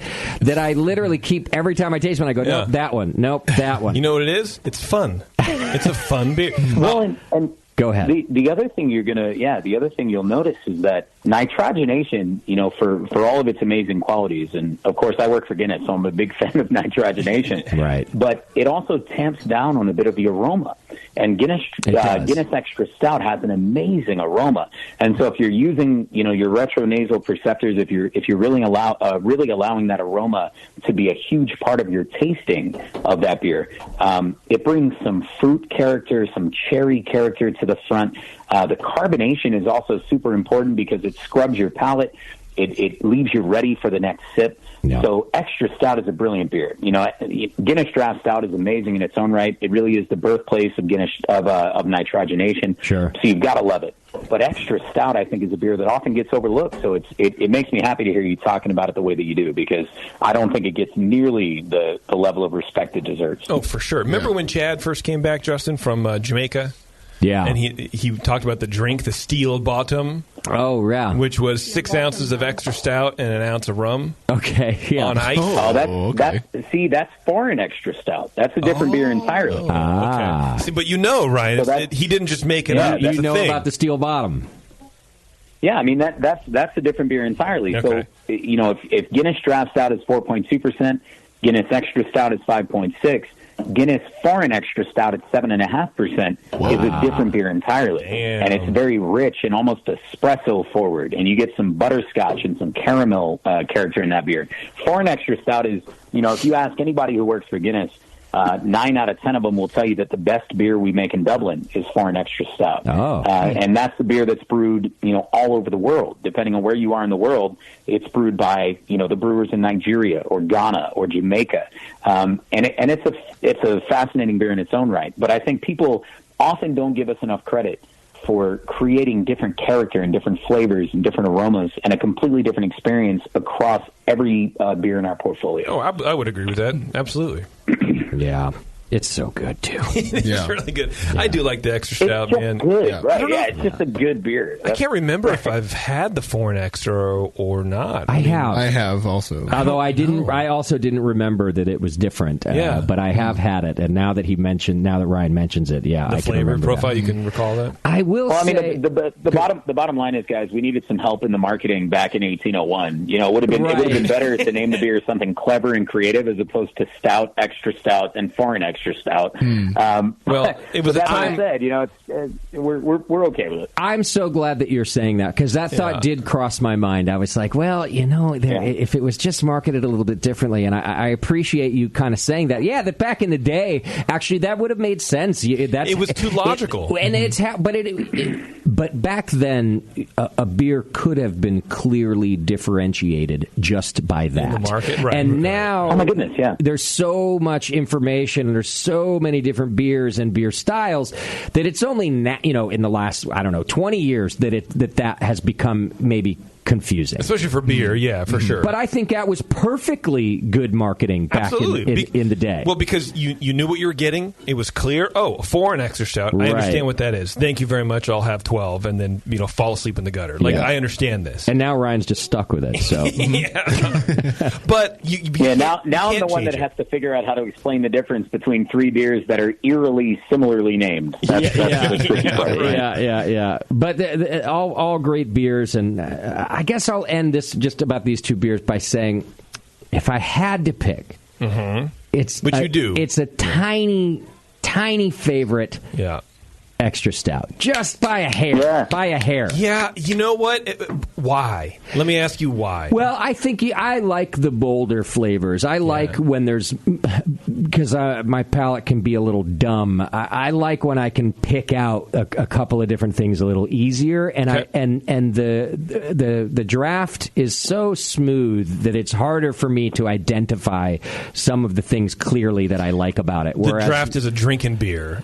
And the Extra Stout is maybe a thinking beer? No, I just want to pick out things that I like. That's all. And that makes me want to drink more of them. So, But again, I'm saying by a hair here. Right. Okay. Well, How about this, Ryan? Now, let's talk about some of the newer beers. And one beer we've got in our glass right now, and you've been mentioning it because it's brewed there in Baltimore, is the Guinness Blonde. So tell us when you started this and anything you can about the recipe, the beer itself. Give our listeners kind of a walkthrough, not just when this beer started and how it came about, but what they might taste on their palate.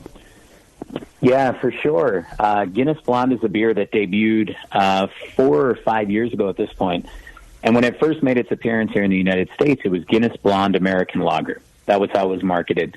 And it was the attempt of our brewers in Dublin to brew a beer specifically for the American palate. And whenever we get the question of why would you do that, you're an Irish brewer, make Irish beer, I point out the fact that, again, like we talked about earlier, there are 6 million people in Ireland. There are 35 million Irish Americans. And most of those people here in the United States, as we all know, are drinking light-colored lager. That's what they do. And so they developed a beer that wanted to play in that space. Now, it was successful and it did well. But one thing that we wanted to do when we built the brewery in Baltimore was really give it a home. We wanted to, again, hire the team that we did, which is unbelievably talented. These guys from Peter at Stone, Holly at Highland Brewing, Sean at Jolly Pumpkin. I mean, these guys have incredible credentials and incredible resumes. And so when they came on board and we built this brewery, we handed them the recipe to Guinness Blonde and we said, do what you need to do. Make it your own. Nice. And decide what we need to do with this beer. And what they did was they took a beer that was an American beer brewed in an Irish tradition and made an American beer brewed by American brewers. And I think that that's an important distinction. So in terms of the malt bill, we removed crystal malt and we replaced it with simply 2-row barley and a bit of caramel 60 for those that are brewing fans. So we crisped and dried up the malt recipe a bit so it's very clean and dry on the back end. We took the hop bill from Mount Hood and Willamette, which is sort of an old school and very traditional American hop recipe, and replaced it with Citra and Mosaic, which is about as clean an American hop profile as you can come up with. Very citrus forward, very grapefruit forward. And then we took brewing water from Baltimore, which, believe it or not, is some of the most sought-after water in terms of brewing in the country. And we really created a beer that is everything that it was supposed to be. It's very dry, citrus-forward, crisp and clean. I refer to it as a lawnmower beer. This is the type of beer that you want to drink regardless of what you're doing. If you're at a barbecue, it's a great beer. If you're here in Baltimore or here in Maryland and you're having a crab feast, there is no better beer. And I'm the first one to tell you that. Yeah. And it's a really easy drinking beer that is completely different from everything you expect to get from Guinness, and that's one of the things I like about it most. This is one of the best blonde ales I've ever had. I really, I'm not exaggerating. It's a really tasty beer. I'm glad to hear the kind of description of the malt bill and the hops. So, a couple questions I have about it: is this an all malt beer? No brewing adjuncts such as, which wouldn't be bad by the way, but adjuncts such as rice or something else. 100% malt. 100% malt. So I think that's a really smart decision. The next is kind of a question, comment, and maybe Beardy or JP, you could help me with this too. I'm going to try. Hearing him now hearing Ryan tell us what the malt bill is, which is quite simple, and the beer is obviously very light. Yeah.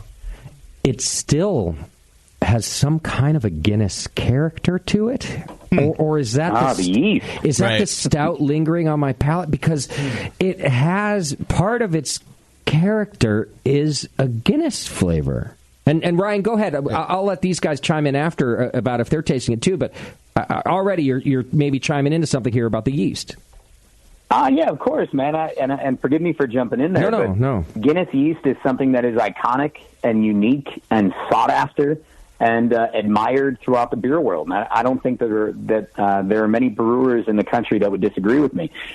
Yeast is something that we were not familiar with, that nobody was familiar with until the mid-19th century. That's when Louis Pasteur writes The Science of Beer. He develops the technology that allows us to examine what's happening inside of the liquid in terms of fermentation. And and the yeast that we use, the first time we were able to individuate it and really understand what it was 72 years ago. And we still use the very same yeast that they were using 7 decades ago. Wow. So this is something that is incredibly iconic and something that is proprietary to what we do at Guinness. And so if you perceive just a little bit of that unique character, I would imagine that it's coming from that yeast. That is something that we're very proud of and something that we use in most every beer that we create. So then let me ask you this, because you mentioned that the blonde originally was like a blonde lager, right? Or at least called that and brewed for the American public before the American brewers got a hold of it. So was it then never brewed with a lager yeast? It was still always brewed with the Guinness ale yeast? Yeah, so it's something that we the way that we brewed it and the way that we fermented it and the way that we matured it. So, the term lager, is, as everybody listening to this podcast I'm sure knows, is German for to store, right? Sure. So you're gonna allow that beer to mature. You're gonna allow that beer to develop different flavors and aromas as it rests. And so we lagered this beer, despite the fact that it uses an ale yeast. They fermented it a bit cooler, and we allowed it to lager or store for a period of time before we packaged it. And so I think that's where that term comes into play. But I also think that, when you're selling a beer to an American craft beer audience that is very aware and very educated, and they are getting more and more educated as the days go by, we wanted to make sure that they understood where this beer comes from. And it is an ale yeast. So at the end of the day, this beer is an ale. It is Guinness Blonde Ale. And we wanted to be upfront with that information so people understood what they were getting. And you said now fermented a little colder, but not fermented at like lager yeast temperatures. Yeah, correct. We never fermented it at, say, 55 or 56 degrees. Got it. Okay. I tell you. Yeah. This is now going to be, I think, one of my fridge beers. Uh-oh. Yeah. I don't. I'll be honest with you. I don't remember if I had ever had it before, or if I had it and it was unremarkable. I'm sure it wasn't bad. I've never had anything from Guinness bad, but maybe that it didn't stick out in my mind. Well, it depends on at what time of night or morning you were having the beer. Good point.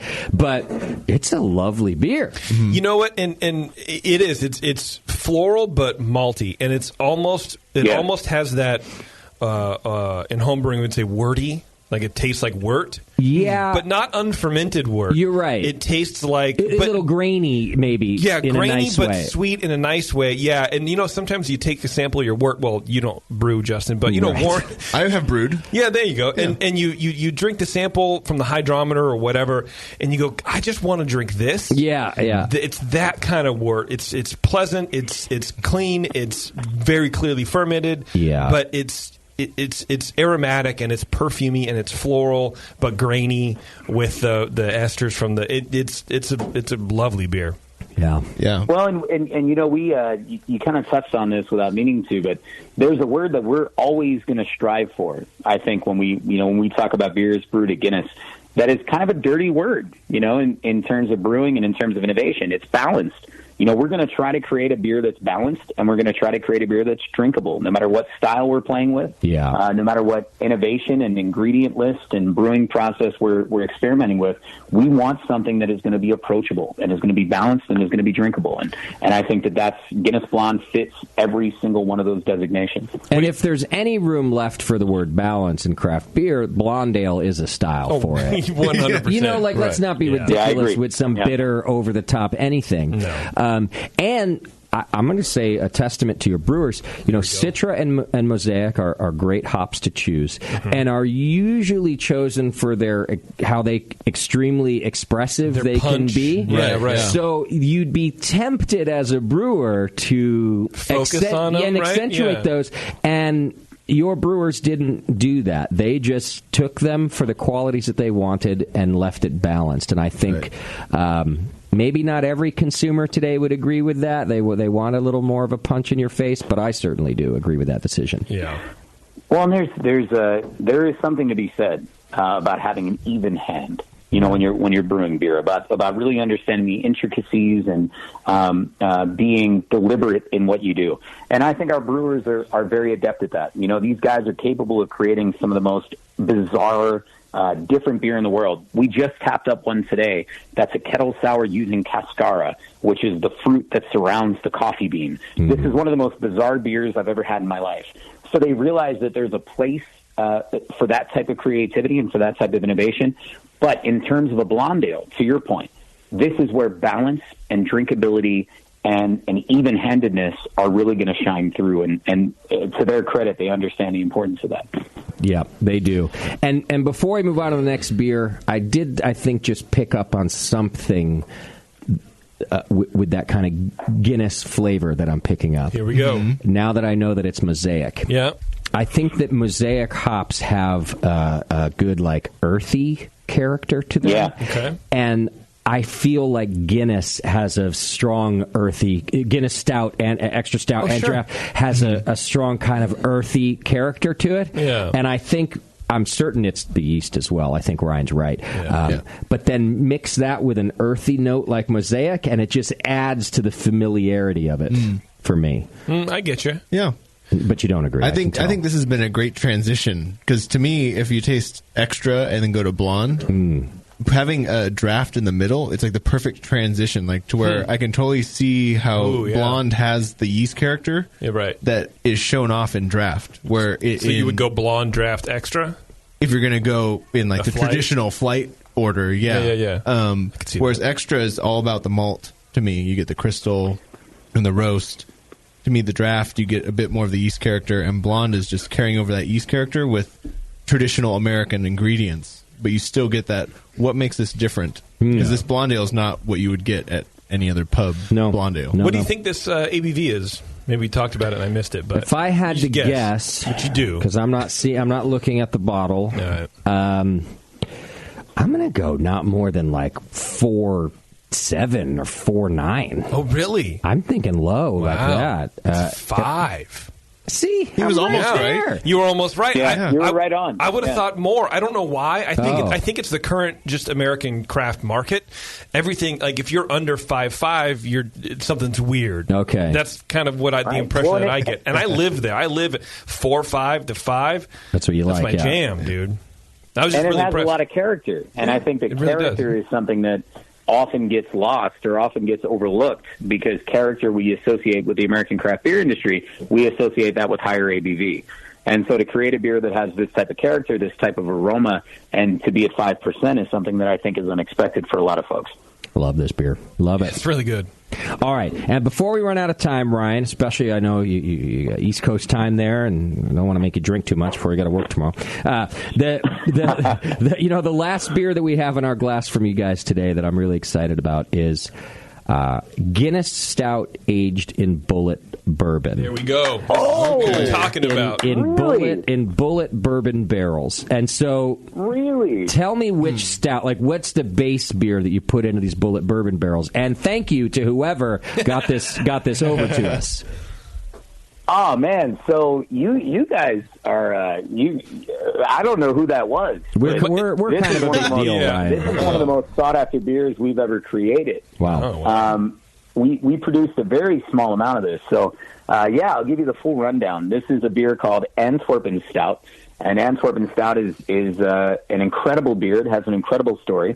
We started brewing it in 1944, which for our world history buffs, they'll tell us that is right in the middle of World War II. June 6th of 1944 is when the Allies land in Normandy. They begin pushing the Germans out of the lands that they'd occupied since the start of the war. One of those countries is Belgium. Belgium, which, as we all know, has one of the most interesting and diverse and iconic beer cultures in the world. But unfortunately, that country, because of all of the horrors of World War, was left with very little brewing industry to speak of. Ireland was neutral during the war, and St. James's Gate was left, our historic brewery in Dublin was left unharmed. We wanted to brew a beer for the folks in Dublin to really get them back on their feet in many ways, to help them overcome the adversity that they were dealing with. We identified a brewery in Belgium, Timmermans, that were able to bring our beer in and get it out to the people of Belgium. And so we brewed a beer called Guinness Special Export. We sent it over to sent it over to Belgium, to Timmermans. They were able to get it out to the folks there. That was in 1944. We have not stopped sending it. It's still very much a part of the friendship that exists between the folks in Belgium and the people in Ireland, which is incredible because that's a friendship that was forged during one of the most tumultuous periods in human history. And even cooler, the brewers in Dublin and the brewers at Timmermans in Belgium just collaborated on a beer last year to create something new and innovative.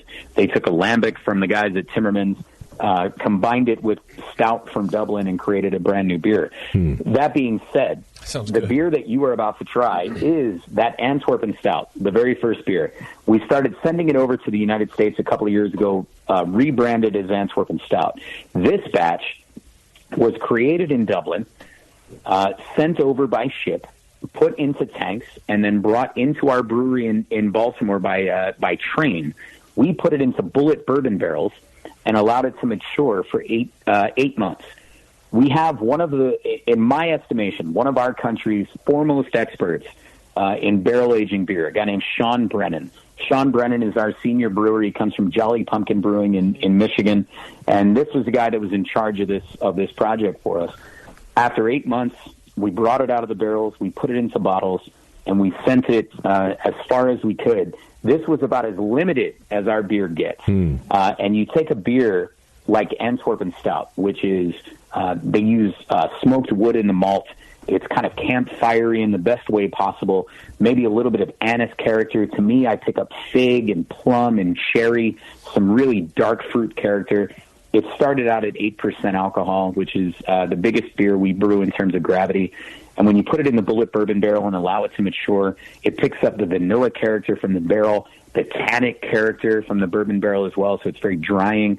To me, it presents almost as a cherry cola, the bullet bourbon barrel-aged version that you have in front of you. This is absolutely one of the most popular beers we've ever released. People still come up to me at beer festivals and presentations and say, "Hey, where can I get some of this beer?" So the fact that you guys have some in front of you is pretty cool, man. We don't see it very often anymore because people got a hold of it a few months ago and just got rid of it, man. This beer went very quickly. Right. Well, we're kind of a big deal. We're kind of a big yeah. No, whoever's very generous to get us this. Cherry cola is a nice description that you give, especially in the aroma for me. But all of the other notes you're talking about are very much there, especially like the fig and the plum. Certainly vanilla from that barrel, right, JP? Yeah, I got a little fig, but you know what strikes me in the aroma is like bitter chocolate, like powdered or like shaved chocolate, which is a weird, fun descriptor, but shaved bitter chocolate. Yeah, totally get that. Or like, you ever had those cherries that are covered in like cocoa powder?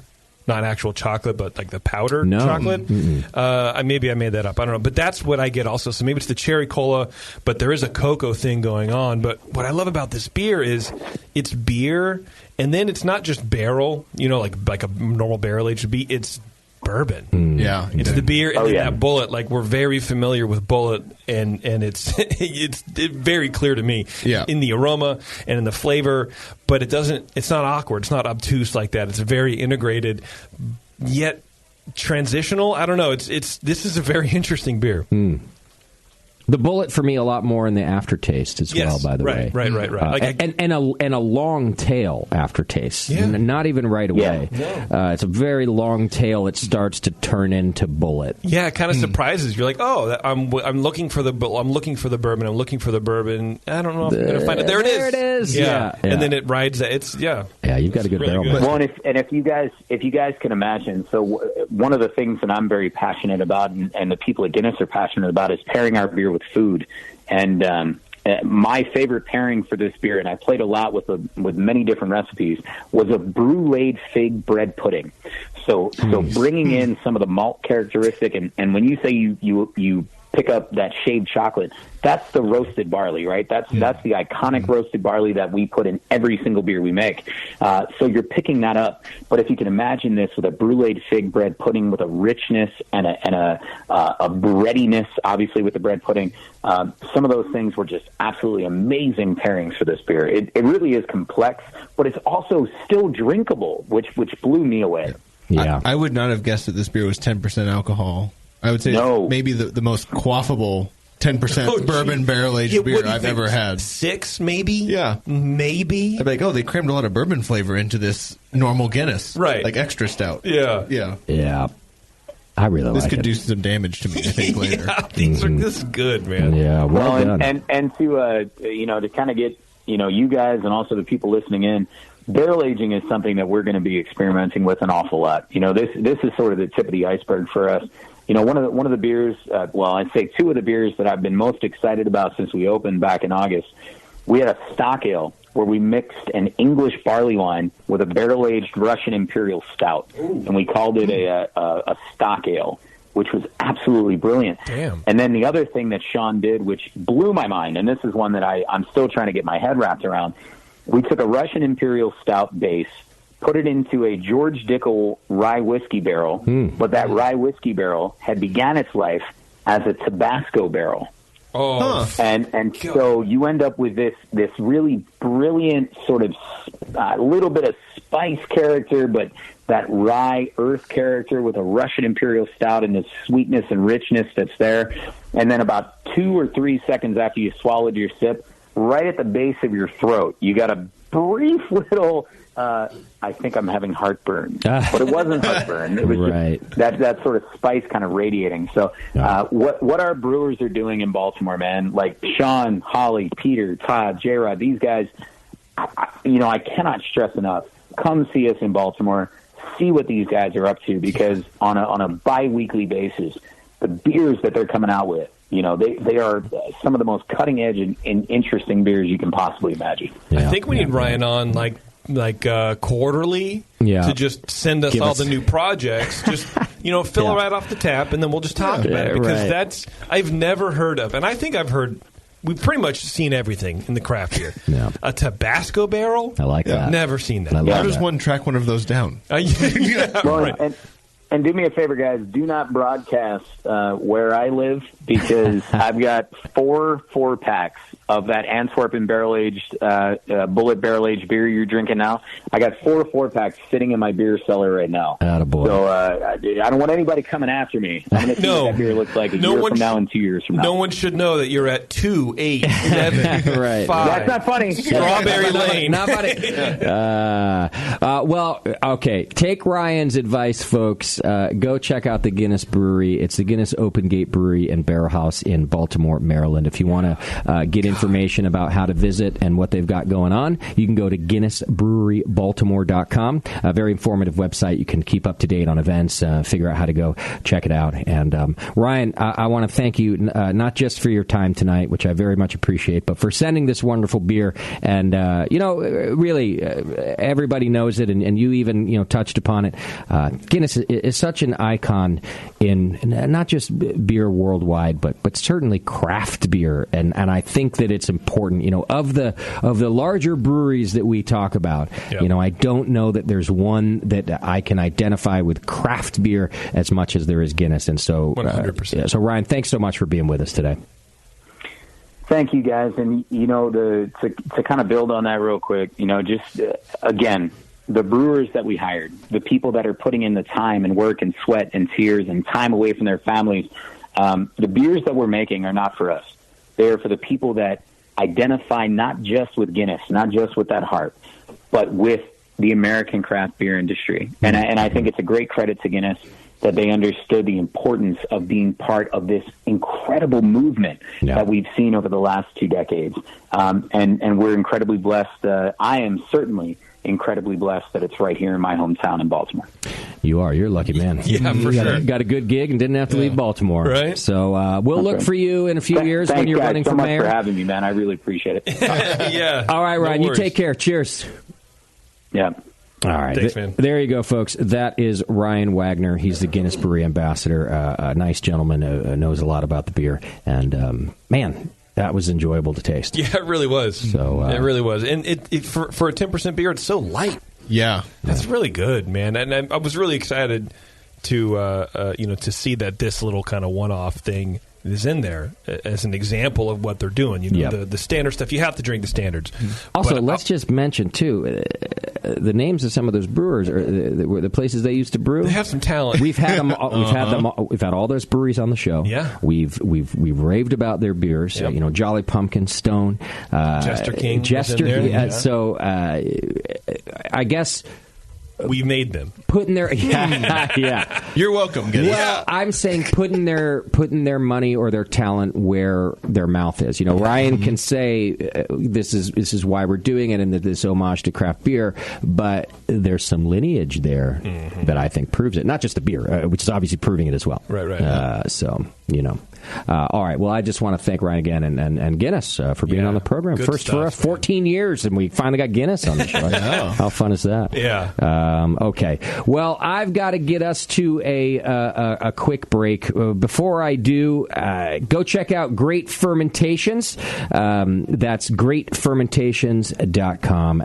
Now offers specialized grain ordering. Order any grain in less than 1 pound increments. Perfect for specialty malts. And you can ask to combine or keep grain separate. You can even tell them to crush the grain if you want. So just go check it out at greatfermentations.com. And as always, Great Fermentation provides top-notch customer service and same-day shipping on so many items. greatfermentations.com. All right. When we come back, a special surprise. Our good friend Sully from the 21st Amendment is going to join us. We got a couple of things to talk about with him, so I'm excited about that. So hang in there. It's The Session, and we'll be right back.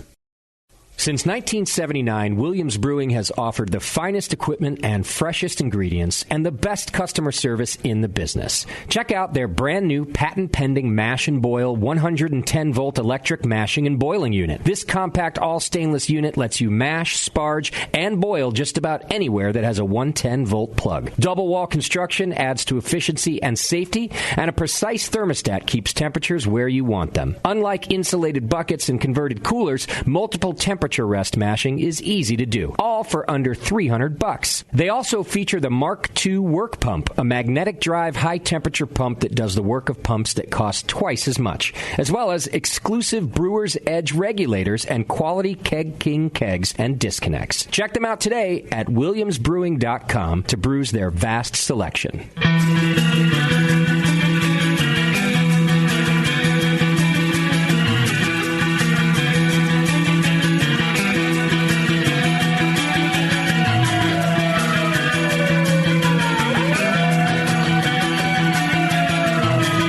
Tuned into The Session because life's too short to listen to crappy radio. Yeah. All right. Thanks for hanging out with us today. Thanks again to Ryan Wagner from Guinness, of course. Guinness Open Gate Brewery and Barrel House in Baltimore, Maryland. That was a lot of fun for us here. I know JP's have been a big fan, so big Guinness fan. Baby. What a treat! What a treat! Yeah, it was good stuff. All right. Well, as promised, we got a little special surprise for you. Our good friend Sully from the 21st Amendment Brewery is back on the program with us. How you doing tonight, Sully? I'm doing great. Good. Whoa, old Sully, what's up? I'm glad to hear from you. Wow, you're awfully awake right now. Yeah, perky even. I was just I just managed all that energy just for that one moment. Now the rest of this call's going to go downhill. Yeah. How are things, Sully? Are you in California or are you traveling? No, I'm actually up here at the treehouse. I'm enjoying the rain again, and I like that. I like that segment with Guinness. Actually, I'm going to be over there in May. Speaking of traveling, and I hooked up a behind-the-scenes tour there at the brewery at the St. James Street Brewery. So, beautiful. I'll call you from there. Yeah, exactly. Do a video call, espionage, please. Hey, all right. Quick question, personal question. Are you coming to hang out with me at the Spring Brews Festival this Saturday or what? Of course I am. Why would I not? Because I thought we worked this out earlier. I don't know, because you're out of town sometimes, and I just, I don't get to see you there all that often.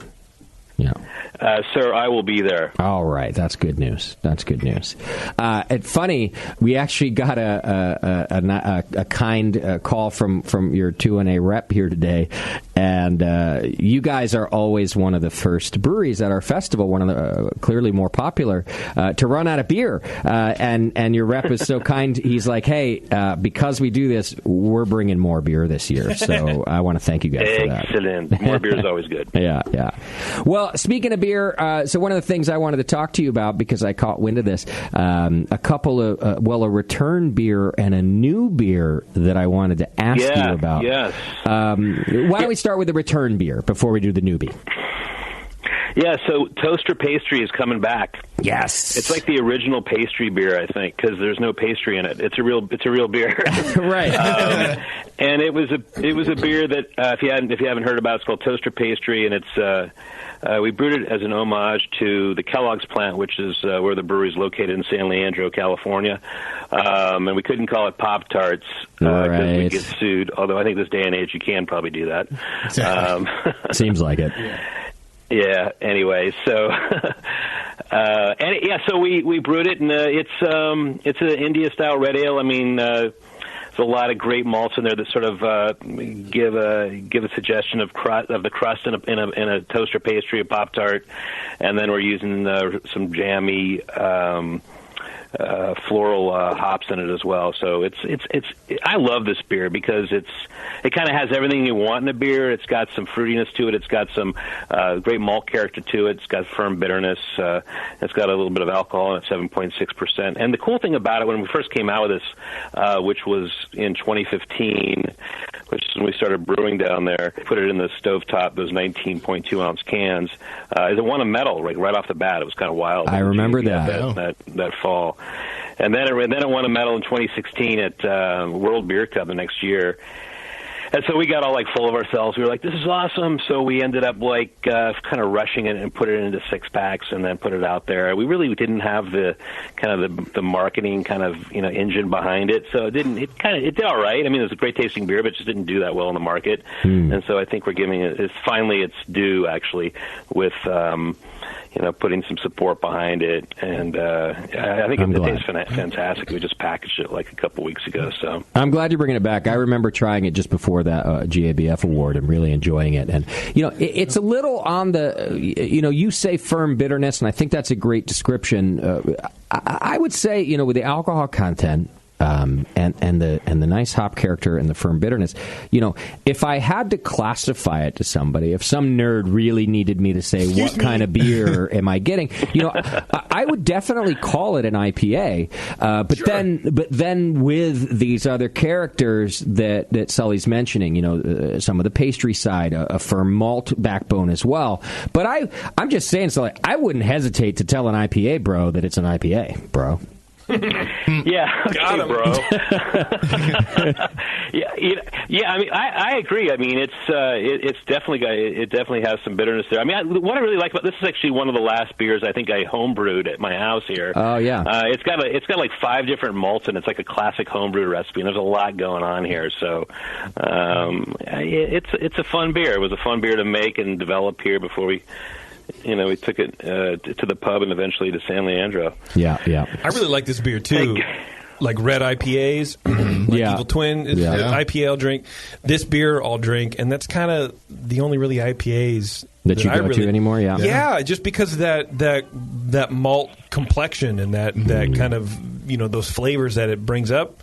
Yeah, you don't really get that. You can get a pale beer with a ton of hops up front anywhere these days. Everybody makes a friggin' IPA, but nobody really takes the time to, I think, layer flavors like these beers. When you say malt complexion, are you talking about Sully's redness, like he's a ginger? And I think the description is that this beer looks modeled after Sully's SRM. Yeah, like this beer looks like Sully standing out in the sun for 5 minutes. To dial that in. Yeah. Well, and this beer I look at it as my unofficial wedding beer. beer because this beer I think was debuted at our wedding. We got my wedding, at mine not our your wedding. wedding. Yeah, at our wedding. I Yeah, thought that was a secret. The whole 3-day weekend we can was talk just about that, JP.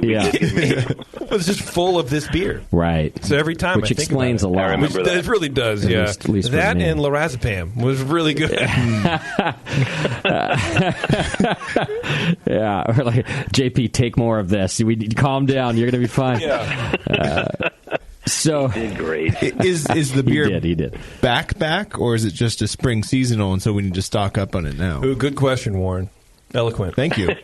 Great question, Warren. No, it's a seasonal. I mean, it's not a seasonal. It's actually part of the Insurrection series, which is our 10th year, actually. So we're bringing that one back. We're also bringing back Hop Crisis and Monk's Blood. We're bringing back these old favorites. We're kind of doing a tweak on Hop Crisis, playing around with some different hops. But this is it's kind of a chance to sort of reflect on it. Like we've been canning. The Insurrection series is that sort of occasional series we do about 3 times a year. We've been doing that since 2009. So it's a way to kind of make a nod back to that. Yeah. Nice. I love it. All right. The other one I heard about here, and I got to try it. I wish Did you try it? You know what? I wish I brought some in with me, and I That'd be did. great. You have to forgive me. Yeah, it would be good. But I like this. We're talking about a beer you don't have. well, it'll just you know what these. You don't have beer there? I'll just pretend like I've what? I've had it, and these two hardly matter anyways. Sully. True. You and I, you know that. I love you guys, by the way. Spark Ale. Spark Ale. Yeah, Is that how you say it? Spark Ale. So, yeah, this is. I keep seeing this online. This is. I'm excited about this. This was, a project we've been working on for like 6 months now. It's a sparkling rosé ale. It's kind of a hybrid between a cider and a beer. Yeah. And then we actually sweeten it with peach, cranberry, and cherry juice. But what's interesting so it's super refreshing. It's light. Color looks fantastic. It's actually close to the complexion of my skin as well. Okay. Which is lovely, by the way, we should point out. It's a theme here. There's a theme. Very refreshing. Right. Yeah. No spots or anything. No, he's lovely, man. Yeah. It's like 25-year-old Sully. Yeah, complexion Sully. Pink and ready to face the world. It tastes a lot like a cider. And what's interesting is that you think like, all right, I'm going to sort of be able to pick out the peach and the cranberry and the cherry, but actually blending those all together, it really has kind of this kind of wine character to it. All those different juices add different, sort of nuances to it, and it's I love it, man. I like it over ice too, which is crazy. It's like once it starts, the sun comes out here in the Bay Area or wherever you are. I mean, it's a really great. It's a great drink to have. And okay, it does sound crazy to put it over ice here in the U.S. and I know it's not quite a cider. It does have juices like a cider, but it's really a beer as well. But in Europe, it is not uncommon at all to have your cider over ice. And in fact, yes, when I was in Ireland, I remember asking because everywhere I went, and I ordered a cider, they offered me, would you like that on draft or in bottle? And it was always the same brand of cider. Not at every place, but every place, if they had a brand of cider, they offered draft or bottle. And I finally asked, hey, why do you have it both in draft and bottle? And they said, well, those that like their cider over ice almost always want it out of the bottle. That's how they prefer it. Oh, wow. That's why they Well, put I'm it just weird that way. I mean, it's great, on draft by itself. But I am. Actually, it's funny. Speaking of ice, I was years ago. I was back in Thailand, and because it's so warm there, I had like what was it, Chang or some of the Thai beers back there, and they'd serve them over ice all the time because it's so humid and hot. And I loved it. And I came back here, and I remember telling the staff like, we need to put we were serving South Park Blonde back in the day, and I said, we need to put South Park Blonde over ice, and everybody looked like it was absolutely insane. Like, what are you talking about? Yeah, right. Get the guy away from here. Yeah. Don't change our culture. It's not going to happen.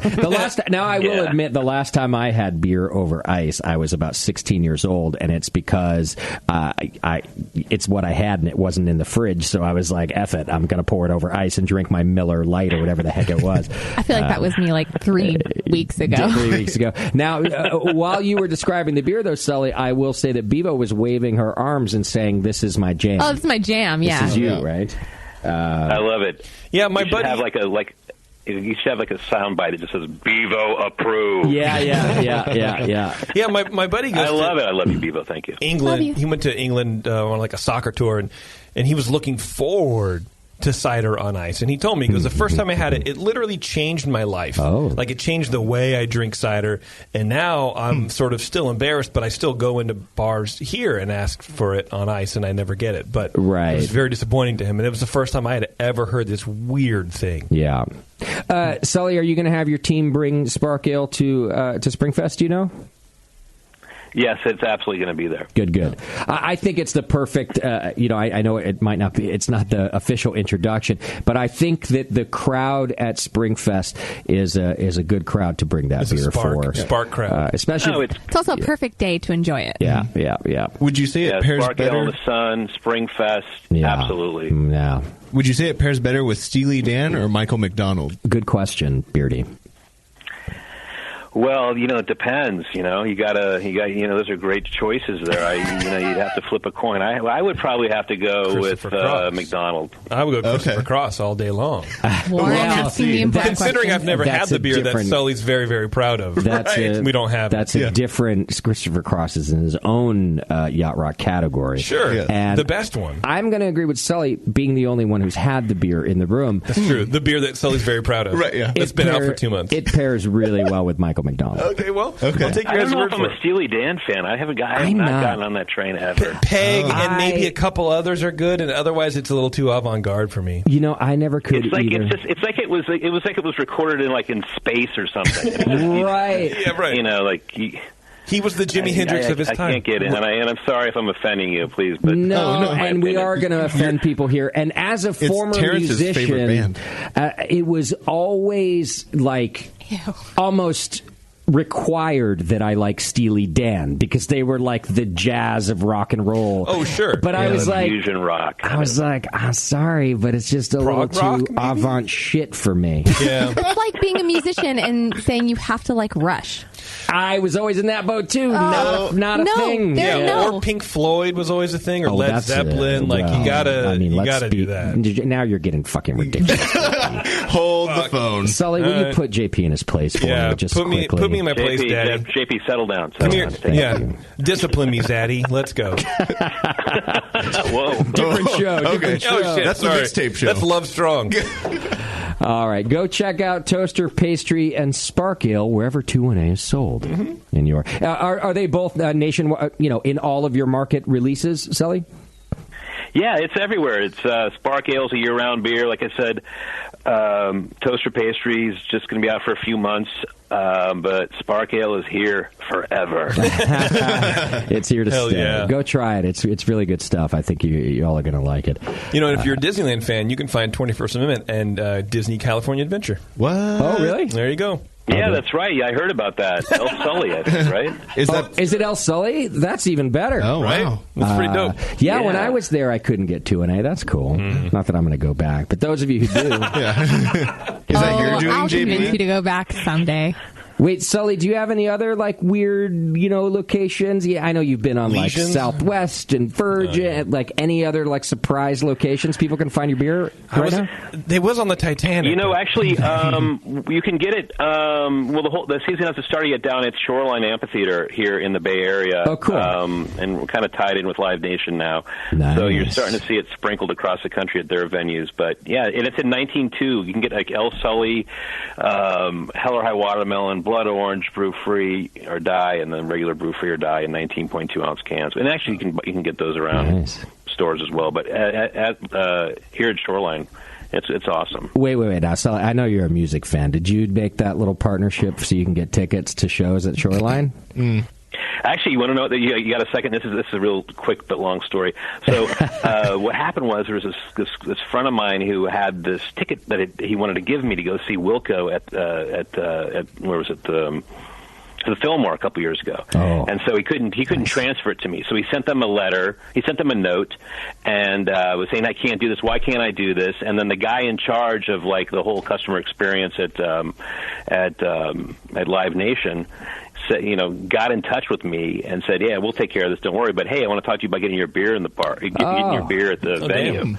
And it kind of just all happened that way. And so last year was our first year at Shoreline. And that's cool. It was almost like how we got on Virgin America. It was just like by a chance, email, oh, I know those guys. Those guys are cool. Let's carry their beer. Love that. See, it's cool. It's so much cooler when it happens that way than having to knock down someone's door. Yeah, you got to be nice in this industry. That's the bottom line. You got to be nice and you got to be polite, and and stuff comes back to you. And that's exactly what happened with both those situations at Shoreline as well as at Virgin America. I mean, it's just things just happen. Well, you're one of the nicest guys we know, Sully. Yeah, so I true. think you're right. We'll take box seats at the Shoreline whenever you have the 2-1A box. I look forward to spending my own human dollars on this beer. I haven't had yet. Yeah. It's a big country western lineup this year, by the way. Oh, perfect. Bevo's in. Spark Ale and Tim McGraw. Oh, my gosh. Sully, call me. Everyone raise your Spark Ale cans and show solidarity to everybody in the union that what has ever lived. Polish your rhinestones. Toast your pastry. Here we go. Don't be rude. All right, Sully, Bevo's number is 510. Oh, no, I'll give it to him right now. Cowgirl up. Yeah. All right, Sully, thanks for sharing your beer stuff with us. Dude. It's good to talk to you, and I'll see you Saturday. Yeah, you will. This is awesome. I haven't called in a long time. Usually I'm there. Last time I called in, I think I was drunk of the week. No. But I did miss you. So when I had the Spark Ale a couple days ago, and I knew about the toaster pastry. Instead of just talking about it, I was like, I miss Sully. Let's get him on the show. So thanks for making time. I appreciate that, my friend. Yeah, man. And let's have you in studio soon as well. You know what I miss, Sully, is I know we've had you on to talk about 2-1A, but can I just get a little co-host action out of you sometime soon? Just come do the show? Yeah, I would love to come in. You can just sit there. We can call me a different name. It doesn't have to be like Sean from the 2-1A. It could be something else. I don't know. No. I just was thinking about, you used to do the FM show with me, and you've co-hosted this one. Yeah. And I just want you to do that for a minute. So, you know what? I'll only do it, but under one thing, though. You got to do for me. Okay. Uh-oh. You got to quit smoking, man. Oh, that action. Hardcore. Damn. Let's go. There's something wrong with our connection, Sully. It's been great to talk to you. Bye, Sully. Oh. Thank you. So weird. The phone just... I don't know what he was talking about, but too bad we're never seeing him again. Yeah. Okay, well, thanks, Sully, for being on the program. JP, what was our Twitter game today? Let's get to those results, please. Well, our Twitter game was I wanted everybody to give us names or descriptors or whatever of male sexist beer. There's a lot of female sexism going on. I don't really like it, and the good part is in craft beer there's a lot of backlash against it. So these dumb, I almost said the R word. They're putting out sexist beer labels. Dumb ridiculousness. We're trying to put it back. Okay, trying to bring it back. What did we get? Well, people did okay. Chris Rogers says, let's put Justin in his shitty attitude. What? Apparently. Wait a second. Well, I'll let you finish. There you go. Let's put Justin in his shitty attitude naked on a label and cover his wiener with a hop cone and 2 grain husks. Broads would love it. Which I feel is, very ironically broads, right? I don't like that one at all. Well, I know all Chris, of the aspects I don't like. Chris is definitely not a broads guy, but, Now, I'm trying to dissect it, too. You got stuck on the shitty attitude? Well, first of all, I don't feel like I've had a shitty attitude for a long time now. Yeah, at least been a not couple on hours. At least not on the program. Second of all, he's kind of dissing me there, but then by saying I would look good, only partially covered, and that women would like that, he's kind of giving me props at the end of it. Nobody wants to see that. Yeah. Bevo, I don't need your fucking opinion. I'm sorry. Your fucking woman's opinion. Okay? What are you having I'm a woman? talking about asshole's opinion. What's his name? Chris. Chris's opinion. I was wrong. That's hot. Yeah. Thank you. God. What do you have? But he did say all it would take to cover you was a hop cone and 2 grain husks. Oh, That's not the most scaled up or down. You're right. I sort of missed that part. That's all right. Okay, so he's not on the list. Right. What's next? Brew Javs says Limp Rod Hazy Lager. I like Pretty that. on the nose. Okay. I mean, there you go. And then David says a new limited release from Brewdog, Jockstrap, a big manly Scotch ale sold with a matching ball hair koozie. Tastes malty sweet with a lingering aroma of locker room disappointment. Is that 140 characters? Yeah, it's 280 now, bro. It can be. Okay. Yeah. All right. I like it. Okay. So there you go, right? Yeah. All right, whatever. Adam Weaver says Inadequate Man Hazy IPA. I love that. It'll sell but never satisfy. We found a winner. That was Pretty good, right? Yeah. The brewer of Seville says the latest creation from the lab of another beardy screams sex appeal called the Beard of Seduction. It's a cream ale that explodes with a full head and bulbous amounts of protruding hop aromas, along with a thick, tasty amount of yeast that will have you coming back for more. Wow. Now, this is exactly the kind of like Instagram beer culture that's out there right now, which is very scary, but so it's pretty accurate. Yeah, Okay. LL Cool B. That's what they call me. They don't do that. Don't ever do that again. Nobody ever does that. Nobody would ever do that. They Bracken call you says DD Dickface. Taint Push Triple. Okay. A little callback to how Justin has to pee I these like days. that, yeah. Ryan says Morning Wood barrel-aged barley wine. You'll feel good tonight, but it'll be an especially hard morning. That's the best description, I think. Pretty good, That's right? like the most dad joke, wiener joke ever. But it's pretty good. It's pretty good, right? Yeah. Mike Fitz says Peter's Big Wood Cream Ale. Not aged in wood, but shot all over it, causing big wood flavors with a limp, sleepy finish. Oh, God. I find it fascinating and maybe a testament to this topic that we've gotten more participation from dudes than we've had on any of our other topics. That's true. Just pointing that out. The last one. We like to make phallic references as a gender. As a gender, yeah, as a brain worm focused. Anyway, Andrew says this is last but not least, Dad Bod Pale Ale. Ooh, just enough body to make those cargo shorts look good. Okay, that's the most marketable. I like that. Yeah, I would be shocked if there's not already a Dad Bod Pale Ale. Yeah. Or a Dad Bod whatever. I'm gonna look.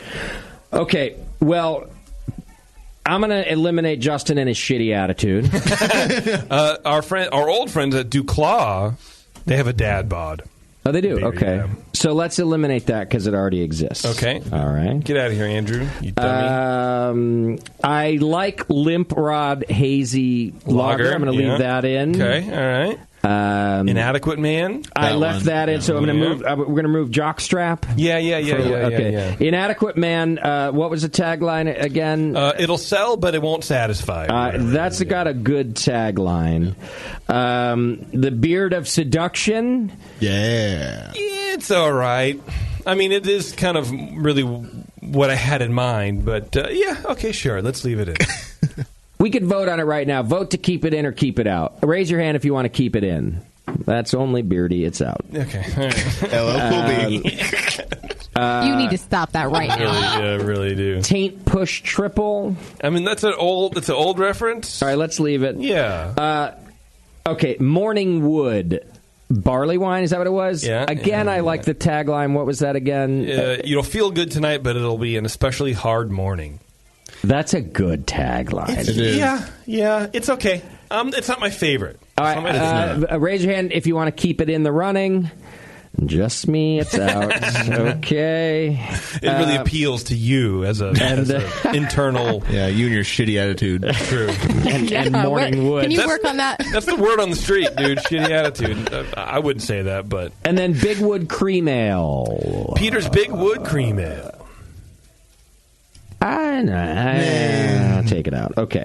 All right, so we have two in the running. All right. Limp Rod Honey Lager. A hazy lager. Hazy lager. Shitty attitude. And Inadequate Man. Hazy. It'll sell, but never satisfy. Did we not include Dad Bod? No. Oh, with the cargo Okay. shorts. Yeah. And did we? I thought we left Taint Push Triple in. Did we leave that? Or I think we did, but to be honest with you, I think it's between those two. The first two. Yeah. All right. So Limp Rod, Hazy Lager, or Inadequate Man Cells Never Satisfy. Yeah. Hazy IPA. It's pretty good. All right. Raise your hand if it's for Limp Rod, Hazy Lager. It's unanimous. Inadequate Man. Hazy IPAs. It'll sell but never satisfy is our winner. Get your shirt size and other sizes if you want over to Bevo, and she'll send you things for them. No, only send me your shirt size and your address. Okay. I don't want any other sizes. You're no fun. I don't want any other size. The distance between my top of my kneecap to my ankle is 5.4 feet. I don't know. Whoa. All right, we're going to get out of here. Thanks again to Guinness, Open Gate Brewery and Barrel House, and Ryan Wagner for being on the program and sending us beer. That was very kind of you and super enjoyable. Thanks to Sully for spending some time with us, too. And thanks to all of you here in the studio for just being you guys. Wow, what is going on? I don't know. Are you okay? He's overcompensating now. I'm dying, okay? I just found out today. Oh, my gosh. Stop it. No, I'm not yet. Tomorrow. Tomorrow, though, maybe another story. Maybe. Next week on the program, Allegory Brewing will be with us. Don't forget to get your tickets to Springfest and come hang out with us there this weekend. That's this Saturday the 30th. And JP, ready to get us out of here? Yeah, man, sure. All right. Thanks, everybody. We'll see you next week.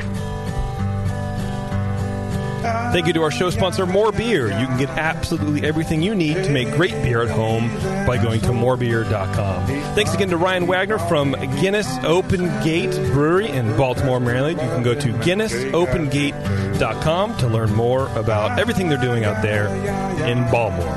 Merge your love of Disneyland with your lack of engaging podcasts and go to earsuppodcast.com as JP, Terrence, Bevo, and Taryn talk about all things Disneyland. Get on Twitter for some good beer insight and homebrew info. Follow Nate Smith at Nathan Homebrew, Mike McDowell at Tasty McD. Warren is stuck over at Another Beardy. JP knows Twitter's dead, so he's on Instagram at Major Jip, and so is Bevo because she does everything he does, only slightly worse, at Beverly M. Moore. Be sure to find the Brewing Network on Facebook, Twitter, and Instagram.